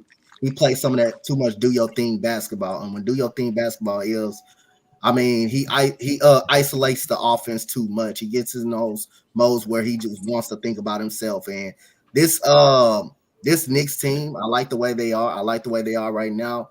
Like Casual said, that pick and roll between Hartenstein and Jalen Brunson, it's either going to be a lob or just that floater. That floater is automatic. You got enough complementary rebounds. I mean, Josh Hart was down there the best rebounder in the damn playoffs, the way he was rebounding the basketball. They rebound collectively as a team. They play very good defense. They play very good defense as a unit together. So I think you just get a couple more pieces along with that. Like I said, I'm letting both. If I was the Knicks, I'm letting both Mitchell Robinson and Julius Randle go, man. I think it's definitely time for them to go. And again, I like Isaiah Hartenstein. I like Deuce McBride shooting coming off the bench. I think they will need some more bench help as well. Some more depth on that bench to get the spare little time from Jalen Brunson, and in case guys do need a rest. But I do like the roster. I think they do need a few little tweaks on the bench. I think they do. But I like this roster though. I just think it's time for Julius Randle. It's been time for him to go. It's really been time for him to go. And Mitchell Robinson time has ran out pretty much. Hot take. Who got snubbed from the All NBA, brother? Honestly, I don't got a problem with the list. The only thing I would change, I would move Kawhi down to third team. Okay. That's like the only thing I would probably do. But other than that, I don't got a problem. Okay. Everybody got to speak on that one. I'll move Kawhi up out of there, and it is a case that you can put Anthony Davis was the best rim protector pretty much, and was the best defender. You can have a case to put him on the first team, and you can move Kawhi up out of there. So I do have to. So you can. If I was to tweak that, I would tweak put Anthony Davis on that first team. All right. Now we're gonna end the last segment of the show on a large note. Since we're on the NBA, on the road to the finals, I was gonna save this to the NBA Final special show that I was gonna have a few weeks from now, but I'm thinking to myself, why wait? Why wait? So, with that being said, each of us with a minute and a half apiece to go around the room. What is your dream NBA Finals match of all time? And is it going to 7 games? And I mean, what I mean by that is you pick any two teams from in NBA history and you put them against each other in the finals and let them battle it out, man. I mean, whether it be, we all know the usual suspect, the Warriors and the Bulls, the Lakers and the Warriors. We all know the usual suspects. But with the great basketball minds that I have on this show right here, right now, I want to know y'all's dream NBA Finals and why. We'll give each of y'all 2 minutes, man. Hot take. I want you to go first, man. I have 2. I want the Lakers and the Celtics to battle it out for number 17. That's 1. My dream is, Lakers versus Celtics, 7 games. They go to 7 games, Lakers close it out in LA. I get LeBron's not in his prime, but LeBron can still give you, 20 points a game. Same with Anthony Davis. And then my other one, I would probably say, dang. Any two teams in NBA history, bro. I'm gonna go with the Knicks versus the Wolves. I want to see Anthony Edwards versus Jalen Brunson in the finals. I think that would be a good matchup if the Knicks get it right in the offseason. Okay. The SME casual. Oh Lord. Give me similar to HDK. Let me get I got 2. Give me the 80. Give me the 85. Is it 85? I think. Yeah, give me the 85 Lakers. Mm-hmm. This is all time? Yeah, all This is time. all time. Give me the 85 Lakers. I'm sorry. Give me the 85 Lakers versus the 2001 Los Angeles Lakers. Damn. I want to see Kareem versus Shaq while he still was on the back end of his prime, and I want to see Magic try to control through that defense. Try to control the offense through that defense. Damn. And seeing Michael Cooper have a crack, one of the best defenders of the 80s, get a crack at Kobe Bryant at that time. Yeah. With James Worthy there. Yeah, I want to see that. I would want to see that. And then give me the 90. Give me the 92.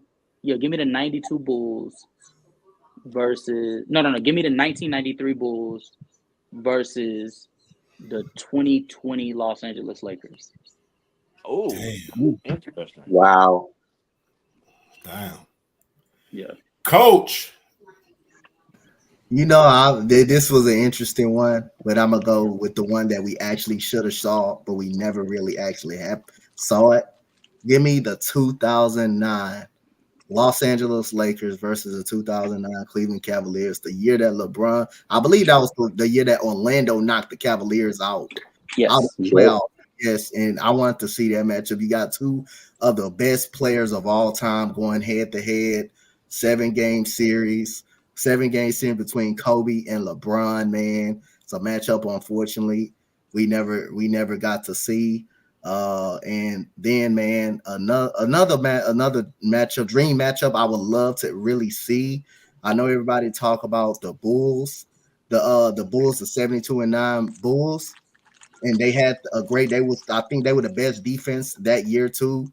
But behind them, the team that played in the NBA Finals, I would love to see the Seattle Supersonics take on the Golden State Warriors at that point. That was a dream matchup for me. Gary Payton and the glove, Sean. I think you had Detlef Shrimp on that team as well. Yep. I would love to see that matchup. And they was behind the Bulls. They was the second best defense. They won 67 games that year.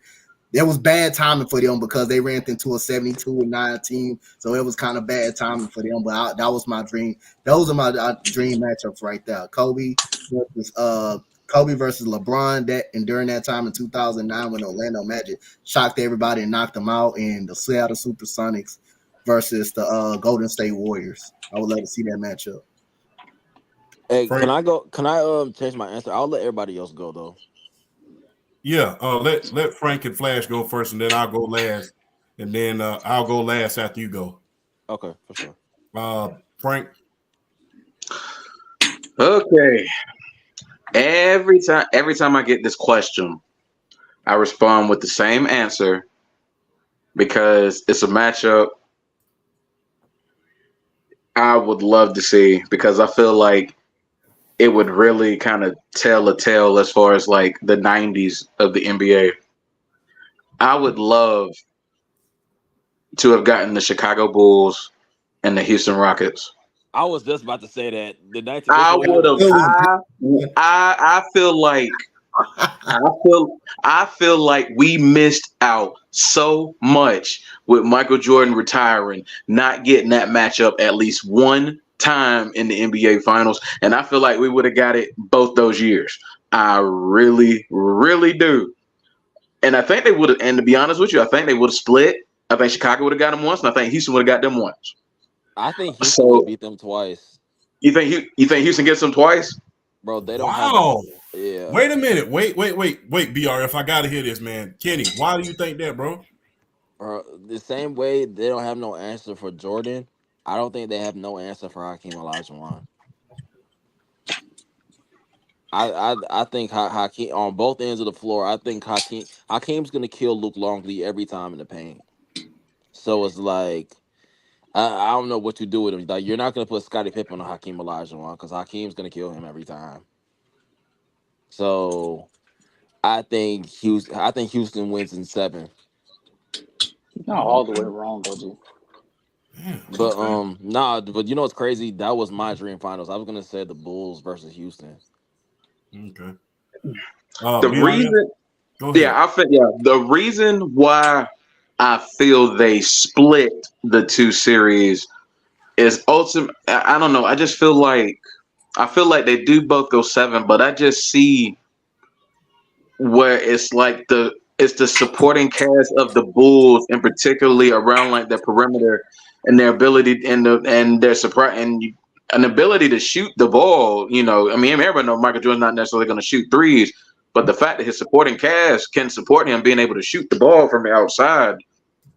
But then I just feel like it's the perfect balance between the two, because you have the dominant guard in Michael Jordan, and then you got the dominant center in Hakeem Olajuwon, and then it's just a matter of matching the chess pieces around the two, and who ultimately is going to come out on top. I feel like that's always been my dream matchup, because we should have got that at least once, and we didn't get it. In my opinion, we didn't get it because Michael Jordan retired. So I feel like we should have got that matchup once, and it's just like it's one of those untold stories that we'll never get to see. But now my question is, which version of which team? I would probably go 72-10 Bulls versus those. I think it was I can't remember which team was it. Hakeem was like MVP. Yeah, no, it was whichever. No, that was 1994. 1994. Yeah, it was. I think it was the one Hakeem was like MVP Defensive Player of the Year, where he just like swept the awards. 93-94 season. That was 93-94. Yes. Yes. I want them. A lot to you. You do that. If you put them up against the 95-96 Bulls, they're losing in 5. I agree. Houston's losing in 5. Houston's losing. Houston's losing in 5. By the time we get to 95-96, granted the Chicago Bulls rim protection isn't going to be able to stop Hakeem. They have the perimeter defense to be able to close out when Hakeem has to kick out, because they're naturally not going to just let Hakeem do what he wants to do. which is ultimately score. And so it will force him to be a passer. And if we're being quite honest with ourselves, especially me, like being as high on Hakeem as I am, we have to be honest. He wasn't that good of a post passer, not necessarily as a skill set, but his willingness to do so. So when you force him to have to pass, a lot of those passes were late. And so if they're late and Kenny Smith gets the ball and Ron Harper is pressed up on him, Yeah. you do the math. You know what I'm saying? Yeah, and then also by that season, you also have Dennis Rodman too, who's like, even though he's not the taller as far as like the power forward position, it's his willingness to play defense against those types of centers that ultimately is going to nag Hakeem and eventually force him to make a decision whether to go for the shot or pat or kick out. And then that's where I do like the perimeter defense of the Chicago Bulls. So I guess from that standpoint, it might be a little unfair. So, but I guess it'll be a little unfair. But even still, I don't know. For me, the matchup is there. But I definitely hear casual, and he definitely made hella points. He made hella good points. Flash. So I love the Houston Chicago one. I think everybody that grew up in the 90s or in the 80s and 90s wanted that matchup. We did never get to see it. So, but mine would be the 2015-2016 73-win Warriors versus the 2014-2015 San Antonio Spurs. Oh, wow. And the reason why – hold on, correction. I think you mean 13-14. Yeah, I'm sorry. Yeah, 13-14. Yeah, I apologize. Yeah.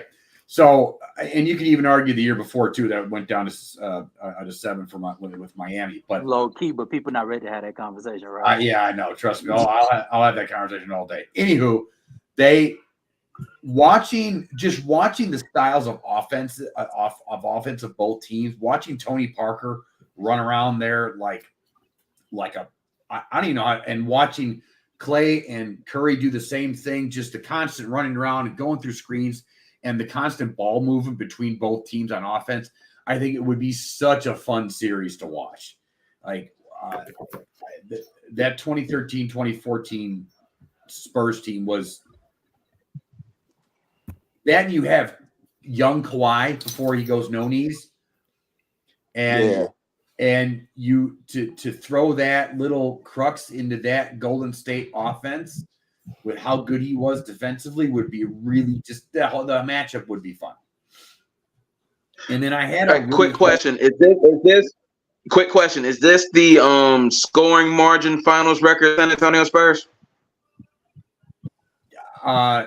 Yes. So it would be yes. You talking about the one? You talking about the scoring margin about how they blew the Miami Heat out in each game by like a record margin. Yes. This is that San Antonio Spurs. Yes, that same. Yeah. Beat him so bad he literally ran his ass home. Yeah, that's crazy. That is crazy, OG. Get that hate out your heart. And then the other one, I had two other ones, but I think I'm just going to go kind of basic with this one. I do have a third, but the 86 Celtics versus the 72-win Bulls. I think I think the 86 Celtics are up there with one of the greatest teams of all time. I think that's agreed. So, and I think you have the Bulls, and I think with Bird at his peak, to see Bird at his peak and Jordan at his peak of, in a way. I was about to say, we all know that was not Michael Jordan's peak. It's not peak. It's peak as in it was not peak peak athletically, but peak where like you're just not going to beat him because he knew what to do with, like, he just knew the game. Maturity wise, he was at his peak. The 86 Celtics versus that team, because you have such good defense on both sides, and it just would have been a fun matchup. I think it would have been a rough matchup. I think it would have been physical. You throw in Rodman in there with the way he played. And with Robert Parrish and Bill Walton, I just think that would have been fun. And watching Bird and Jordan just go back and forth, it would have been just a dream. And the other one, I'm going to throw at this one is what the peak Miami Heat LeBron Wade versus that same Bulls, because you have the wings on each side to defend each other. And I think it would have been such an interesting, like, how does Miami's running offense and fast break offense compared to the triangle offense, and which beats what, or what beats what? What was the matchup again? I'm sorry. Like peak Miami Heat. So if you want to go the 2012, 2013. 2013 Miami Heat versus that 72-win Bulls team. Just because you have the wings on either side, and I think it would have been an interesting matchup because you have, Harper and Pippen and Jordan.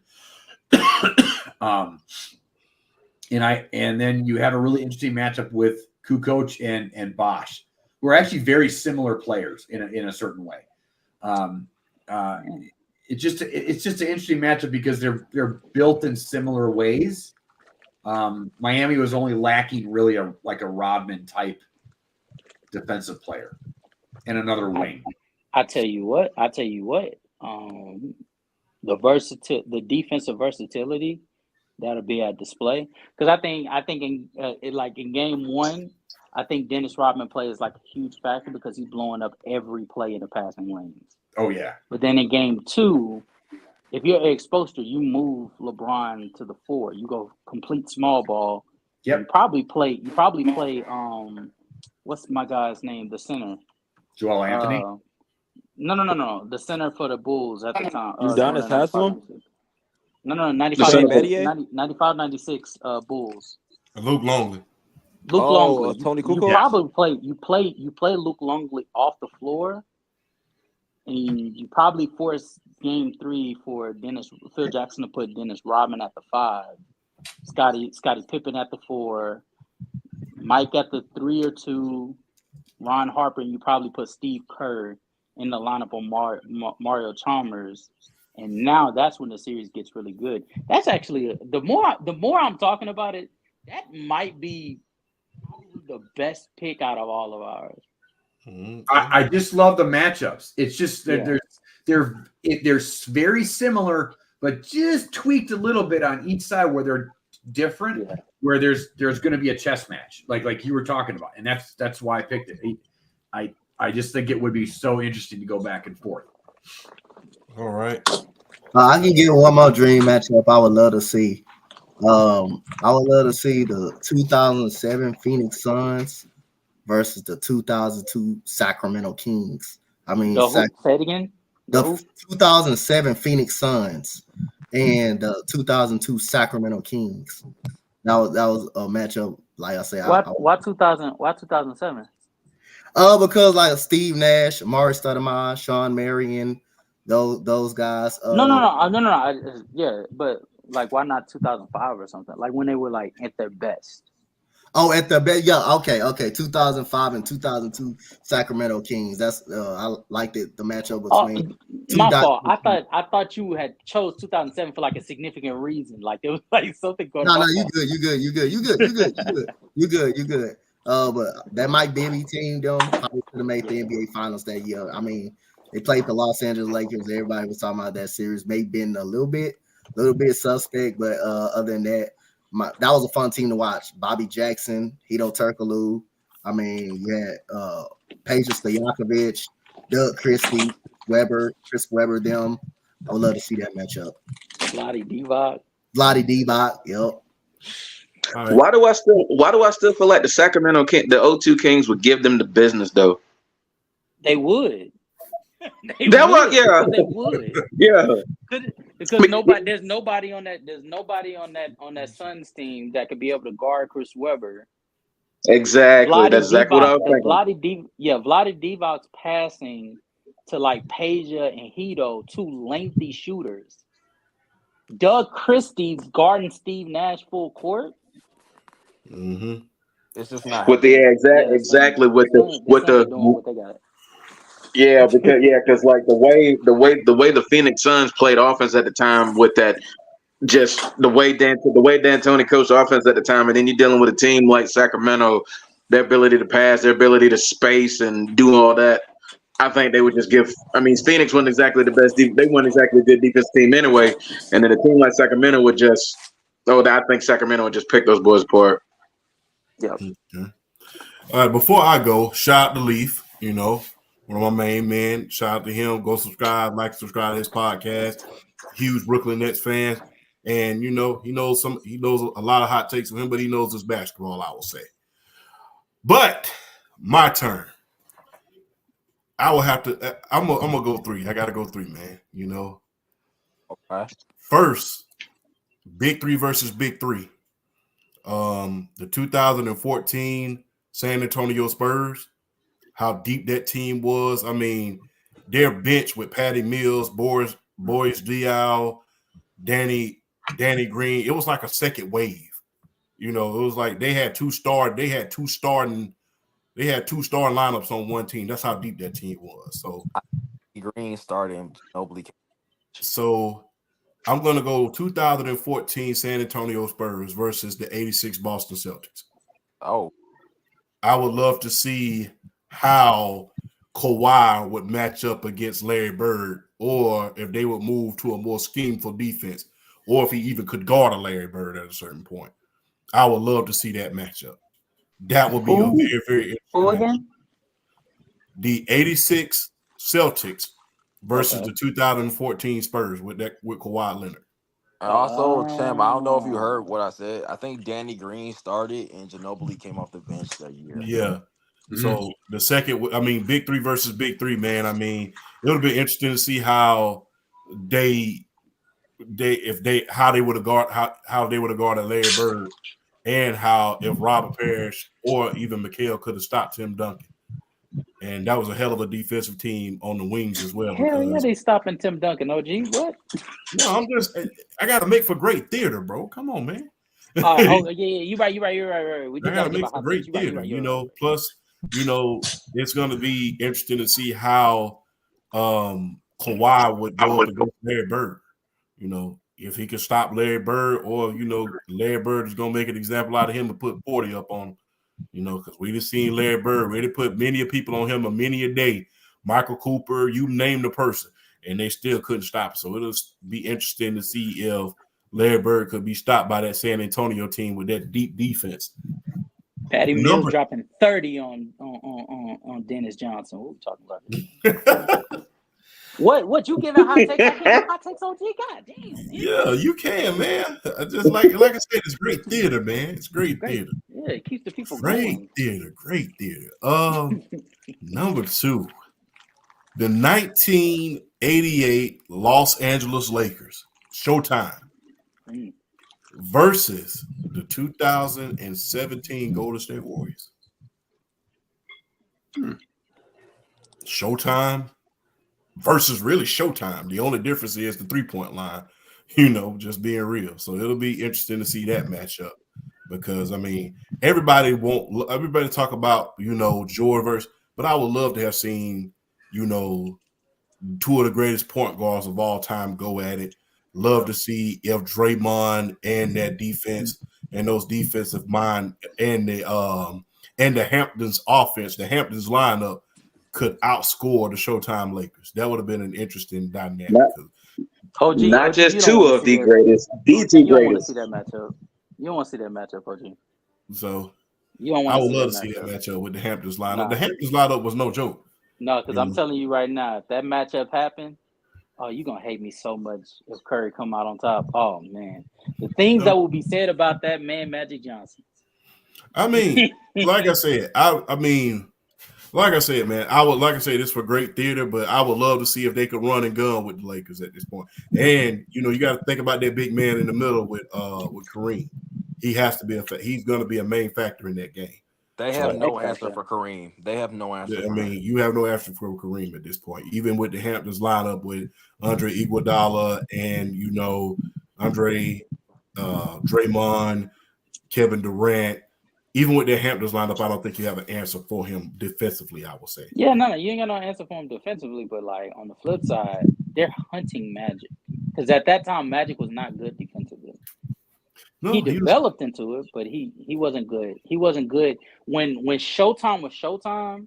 Magic was not good defensively, and so like they would quite literally between Steph, KD, they would be taking turns hunting Magic, and low key the spacing might mess up. It might mess them up. Okay. And this is probably the hottest take I'm ever gonna have in a dream matchup. Arguably the hottest.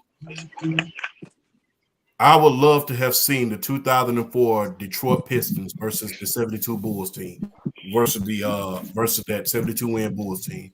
I would love to see how that defense will go up against Jordan and that two great defensive teams go against each other. I mean, defense gave Jordan trouble early in his career. I would love to see what he would do and that team and Phil Jackson would do against Larry Brown and that more athletic Bad Boy Pistons version 2.0. I would love to see that. Plus, that team held Kobe and Shaq to under 70 points. So I would love to have seen how they would have combated against Jordan and Pippen and that team and that 72 win team. That was arguably one of the greatest. If you ask me, they were a little bit. There was not many Hall of Famers on that team. That's the most underrated team in league history. But when you look back on it, man, that team could play defense. That's arguably the best defense I ever seen. So I mean, and if you can make an argument, there was if they had repeated, they would have been right up there with the first iteration of the Bad Boys. But I digress. But I would have loved to see how great that defensive team would have done against the offensive onslaught in the Chicago Bulls in '96. Okay. I got two more. Yeah, I got one too. You go ahead, BRF. That one, man. Yeah, that was me. So my two, I have the 2008 Boston Celtics versus the 2004 Pistons. Damn. Yeah, I feel like those teams both equal because you got Chauncey Billups and Rajon Rondo. You got Rip Hamilton and Ray Allen. You got Tayshaun Prince and Paul Pierce. Then you got KG and Rasheed Wallace, and then you have Ben Wallace and Kendrick Perkins. So I feel like when it comes to offense, I think the Celtics got over them offensively, but defensively, I think the Pistons got the edge over them defensively. So I feel like if they ever met up in the finals, I feel like that series would go to 7. Okay, what's your second one? That was a hell of a one, Kenny. Yeah. And then my last one, probably something to where I think BG said, is that his name? Did I get it right? Wait, say that again, bro. Who said the 95 Rockets versus the Bulls? Oh, Frank said that. Yeah, I did. Yeah, that was my dream matchup. I wanted to see the 95 Rockets versus the 96 Bulls. I wanted to see Hakeem, Clyde Drexler, Kenny the Jet Smith, Robert Horry, and was Otis Thorpe on that team? Yeah. No, Otis Thorpe was on the 94. No, he was on the 94, 95 championship team. Matter of fact, I think they traded Otis Thorpe for Clyde Drexler. Yes, they did. Yeah, they did. Who was that power forward in 95? The power forward in 95 was, I could be wrong. I want to say Cedric Maxwell. No, Cedric. No. Remember they kicked Cedric out the playoffs. Hold on, let me look that up real quick. You talking about for the Rockets? They kicked Vernon Maxwell out. I think Rudy Tomjanovich. Yeah, not Cedric Maxwell, Vernon Maxwell. Yeah, Rudy Tomjanovich. I think he kicked him out. Robert Horry. Robert Horry was the big shot dog. Yeah, was the power forward at that time. I thought he was the 3. No. Mario Elie was the was the 3. Remember the kiss? That was the remember the kiss of death game. with the Phoenix Suns. The Phoenix Suns. But okay, I got one. What about the 94, maybe 94, 95 Knicks? So Pat Riley's rough Knicks versus Pat Riley's Showtime Lakers. the Showtime Lakers would run them off the floor. I mean, they run their shit. The fact that he said that with a straight say that again. Say that again. I would just it would basically be New York Knicks Riley versus Showtime Riley. That's what I want to see. Wait, which Knicks team? It'd probably be what, the 94, 95 or 90, maybe the year before, even though they didn't 93, 94, they went to the NBA Finals. Yeah, 93, 94, the year before when they lost to the Bulls, they were pretty good versus I don't know, whatever Showtime Laker. I just would love to see Riley versus Riley and the two completely opposite ways to play the game. Y'all are very disrespectful. Why is that why is that like that is not, they are not getting blown out the water. The Lakers would run their shoestrings off. Kidding me? Yes, I'm not joking. I don't know, dude. Look what Detroit like. Who did y'all think Magic was right then and there? In 88, he was the league MVP. You can be the league MVP, but if you're going up against another MVP caliber player with a fantastic group around it, like it wasn't like Patrick Ewing had a whole bunch of slobs around him. Like trust John Starks against Byron Scott? That's not a crazy matchup. That's not a crazy matchup. Yeah, I'm not. Y'all are. Wait, you said Byron Scott versus who? John Starks. That's a great matchup. That's not as ridiculous a matchup you think that is, champ. That matchup is not that crazy. What are we talking about there? Who said that? No, I said that's not as ridiculous a matchup as he thinks it is. It's not. No. That's a good. I like that. I like that matchup actually.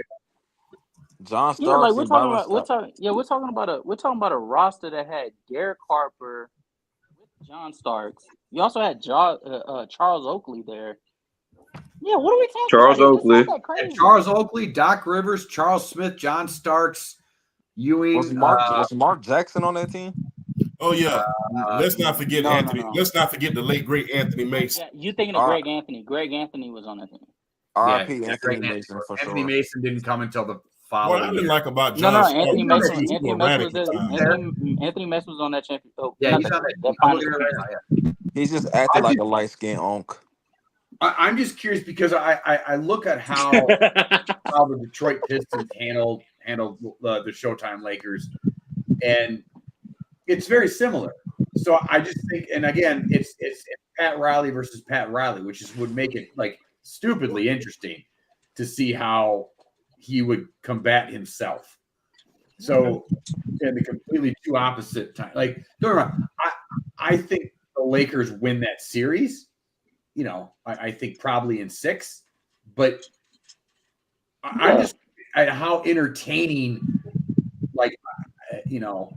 No, I'm with you. Go Knicks. Go Knicks. Go. Oh, gee, you're nasty. You over here acting like that series is just gonna end in 4.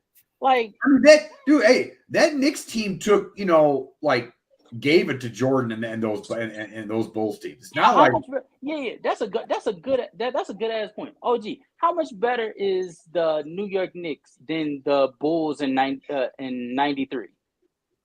Not by much. Okay, how much better is the Showtime Lakers in 87 compared to is it 87 or 88? 88. I'll say 88. 88. Okay. How close is that 88 Lakers compared to the 93 Bulls? They get. I don't think it's that far off because Kareem was like. Kareem. You got to factor in Kareem. I don't think. Yes. I don't think you got to factor in Patrick Ewing. Like this is Kareem that's on the backside of his prime. Really, he's out of his prime at that point. No, he's on his last leg.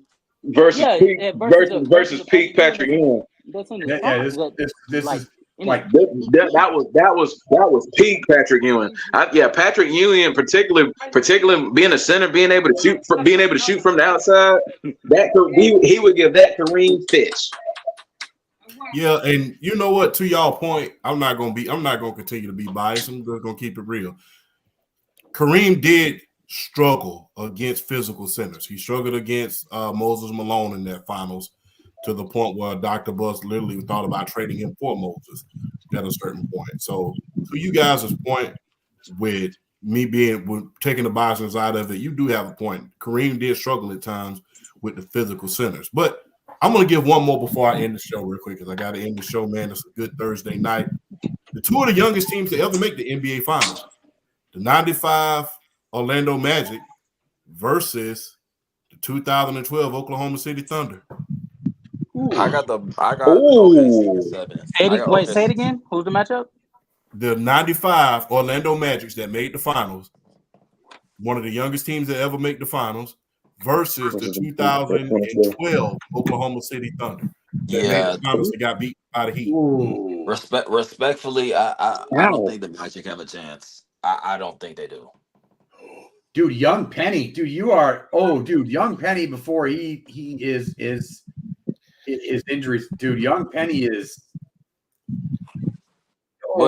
But this is Kevin Durant. Well, you got Kevin Durant, you got James Harden, who won 6-man player of the year. You got Russell Westbrook, you got Serge Ibaka. You got Derek Fisher coming off the bench. You got Topo Cephalosha. Bro, they had depth on that team compared but who to the heck is this? Who's stopping Shaq? Yeah, I understand that, but it's like, okay, outside of Shaq, Penny Hardaway, Dennis Scott, and Nick Anderson, who else do you have? I'm looking. Hold up. You had Horace Grant on that team. Horace Grant Horace Grant. I'm sorry. Yeah, Horace Grant on that team. So Dennis Scott and Brian Shaw, like that. That's a legit deep squad.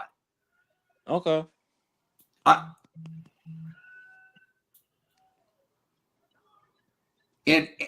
And Pete Penny is, like I said before the injuries hit. Pete Penny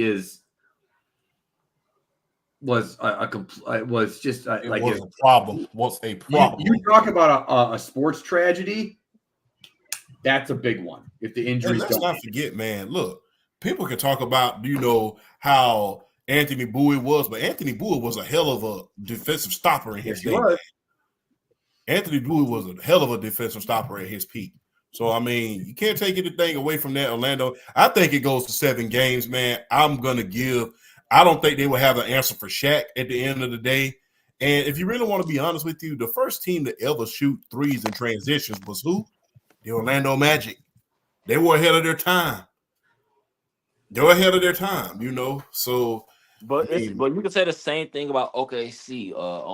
Like they won't have an answer for Kevin Durant. I think that kind of goes to Champ's point, though. Yeah, I think whatever team really hits their threes is going to win that series. Yeah, I think it'll be OKC though because James Harden was a good shooter at that time.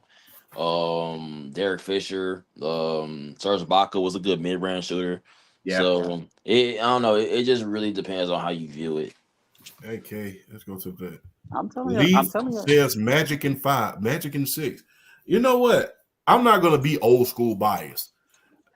I think Shaq would be a problem, but I'm just going to be very, very honest, man. You know what? That's a lot of firepower that the Oklahoma City Thunder had, man. A lot of firepower. That was one of the greatest teams that never won a title, in my opinion. I take OKC in 7. Really? I take OKC in 7. Oh my. Okay. Yeah, who you got light skin? I'm taking Orlando in 5. Really? 5?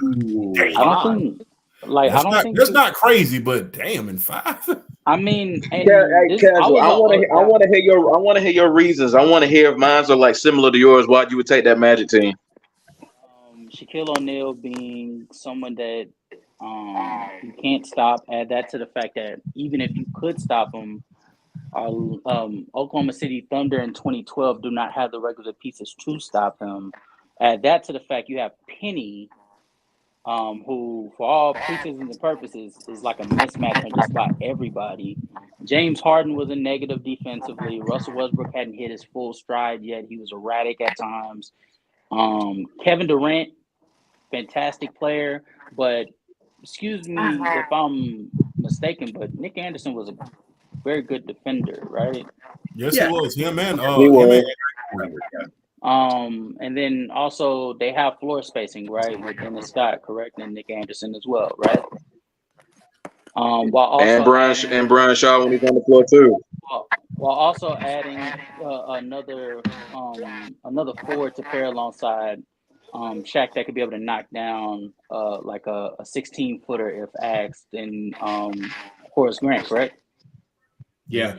So and add that to the fact that Serge Ibaka, as good as he was defensively, he hadn't fully hit his defensive stride until like 2 or 3 years later. So like everybody, really to tell you the truth, OKC, if you ask me in like a year or two, could they beat the Orlando Magic like 2014 Oklahoma City Thunder, who lost in the Western Conference Finals to San Antonio? Could they beat Orlando? Maybe.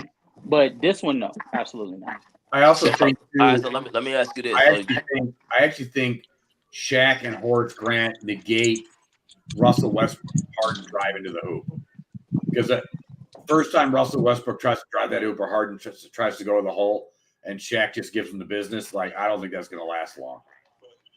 So I think, but then again, if OKC. I like the idea behind the matchup because I think both teams are so young. Because the only reason that OKC really lost that series to Miami was because they were inexperienced and very young, in my opinion. So, but Orlando, that's the sad thing about that Orlando team. If Penny doesn't get hurt and Shaq stays, man. I got a question. Complete hypothetical, and it's going to be like a don't pull back when I say it.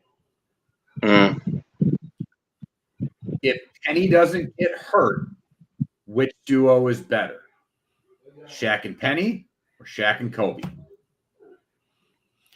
You know what? That's a very good question, because the thing is, if Penny doesn't get hurt, I will say this. Well, you got to take it to. I believe this happened. I believe the weight of carrying the team without Shaq contributed to those injuries. So first of all, Shaq has to stay in order for those injuries not to happen. So if he would have stayed, I really believe that they had a lot of continuity.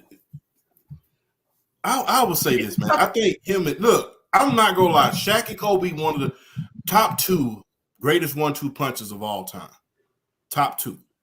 But with Shaq and Penny, Shaq was the man on that team. He never really had any squabbles as far as whose team is it. If you go back and look at the documentary, you never look. It was like, Penny was like a non-confrontational, no ego type of guy. He was like, okay, do you want to be your team? It's your team. But, and you have to ask yourself after that first one, you got to ask yourself with Penny being as non-confrontational as he was, would that have been a detriment to Shaq after, let's say, that first championship they got? Because remember, with him coming back, Kobe was challenging him every single day. And you got to ask yourself, would Shaq have trusted Penny enough to kind of slack off the way he did? He was like, he knew Kobe was going to whatever. I mean, he used to say, he's openly said, hey, man, on my birthday, I went to Kobe one time and say, hey, man, I ain't doing nothing tonight. You do it. So, you got to ask yourself how much he would have been challenged by Penny at that time had he came back next year and not been in shape and things of that nature. I still say Kobe and Shaq simply because, hey, you knew Kobe was going to challenge him every single day. I'm not so sure if he would have got that same result if he would have came back the next year a little bit heavier by Penny. When you have a person challenging you every single day, you have no choice but to get better. But it would have been interesting to see what would have happened after that first championship with Penny and Shaq. It would have been interesting to see how Shaq would have responded after that. But that's my take. Do you think we would have different conversations about Shaq if he would have won with Penny? If we would, to be honest with you, No, we wouldn't have. The Cause thing he is, would be we the always. because if you think about it, he'll be the first player to win 3 championships on 3 different teams. Oh, if he won in that finals, uh, Yeah. yeah, we would have had a different conversation. I mean, 5 rings, 5 finals MVP, 4 finals MVP. I mean, that would have been a whole other conversation. Had the great, Yeah. had Nick Anderson hit them free throws, I think they could have probably won that series. But Now I will say this though: if he would have won that championship with Orlando, plus the 4 championships that Shaq has, I would probably move him up to like 5. yeah, and my thing is with Shaq, man, I'm gonna just be real, man. Shaq, it would have been interesting to see if he could have kept momentum, man. And like I said, and casual, you've told me this, man. You got on to me about that. I don't run from it, man. The reason I love Shaq because me and him is so similar, man. Yeah, hey, we can go out here and go all out, man, but let's have some fun, man. Yeah. Let's have some fun. Bob, let's have some fun. Let's not take this stuff too serious. It's like we gonna get it done. We gonna win anyway. Don't even worry about it. Let's have some fun in the process. But hey, to his detriment and my own, I will say that will, that's part of your greatness, but that's what stops your greatness. But that's why I love Shaq, man, because I was the same way in high school.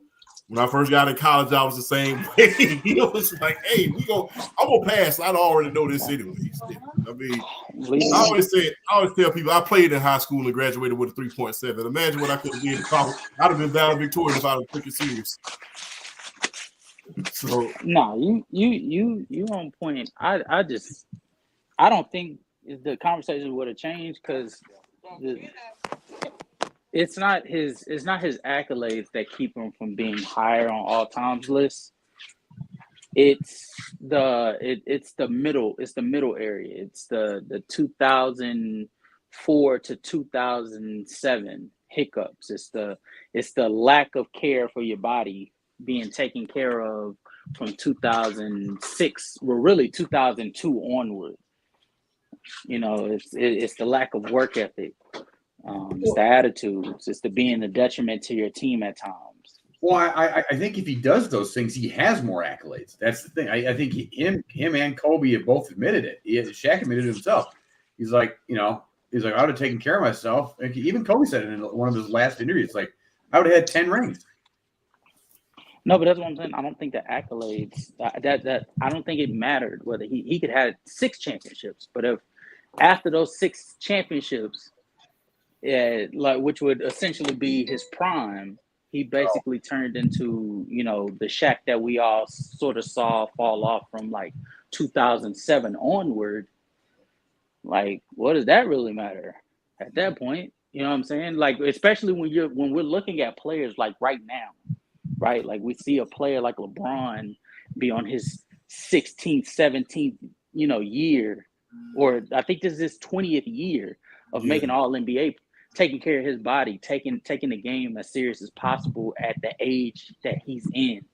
We're looking at players like Kobe, Tim Duncan, giving you 15 years plus of hard work and dedication, and we're going to give Shaq the nod over them because of his 6 years or his 6 or 7 years of complete dominance? No.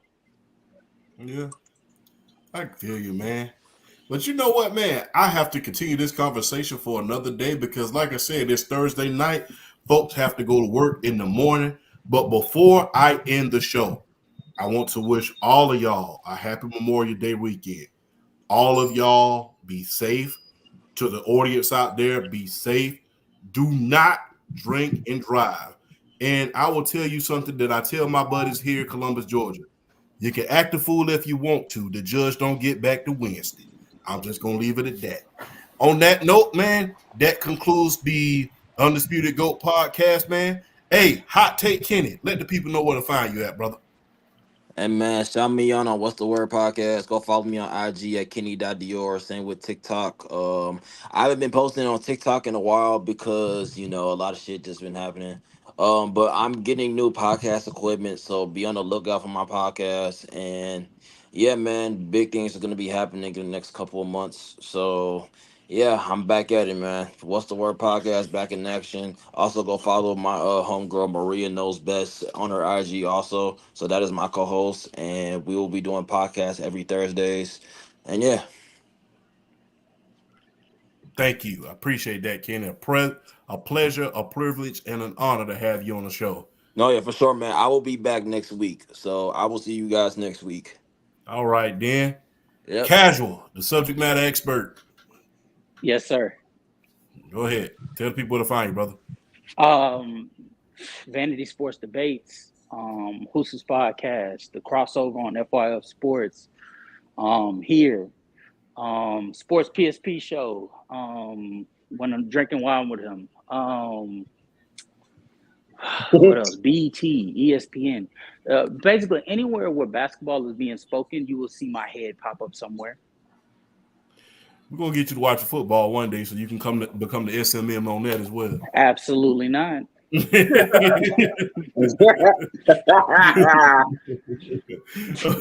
Flash. You can find me on TikTok right now. I've been more concentrating, except for my one fiery video that I put on my normal page. Flash 22. There's all and there's underscores underneath in between each letter, and then from Dad Bod to Rad Bod, it's just basically me getting back into shape after suffering from a psoriatic arthritis or whatever. So go follow that. Watch my chubby ass try and get back into shape. And and then that's about it right now. So with the summer hitting, I'm going to have a lot more time to produce content. So just watch for stuff coming out. And last but not least, my fellow DSGB down South Georgia boy, BRF Sports. Tell the people where to find you. Well, of course, the first place is always the TikTok. BRF Sports is the handle. Linktree is at the bio /Big Sugar 1122. IG, Facebook, Twitter. 3 places you're probably going to find me the most. And I'm becoming a regular on the Undisputed GOAT podcast. If y'all ain't following this, follow this. Check this out. And becoming a regular on Sports PSP as well. Shout out to the homie as well. It's always a pleasure doing this with you.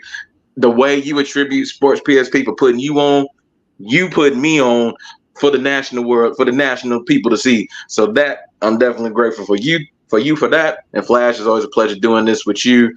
Love talking sports with you. And as I always say, a topic not thought about is a topic not talked about. And I hope y'all enjoy the rest of y'all weekend. And I'm also wishing a happy Memorial Day out to everybody as well. Yo, stay safe, eat a lot of food, but be healthy and be merry. Enjoy all this. Be grateful for what we have, because you never know when it's going to go away. So always appreciate every blessing and everything that comes your way.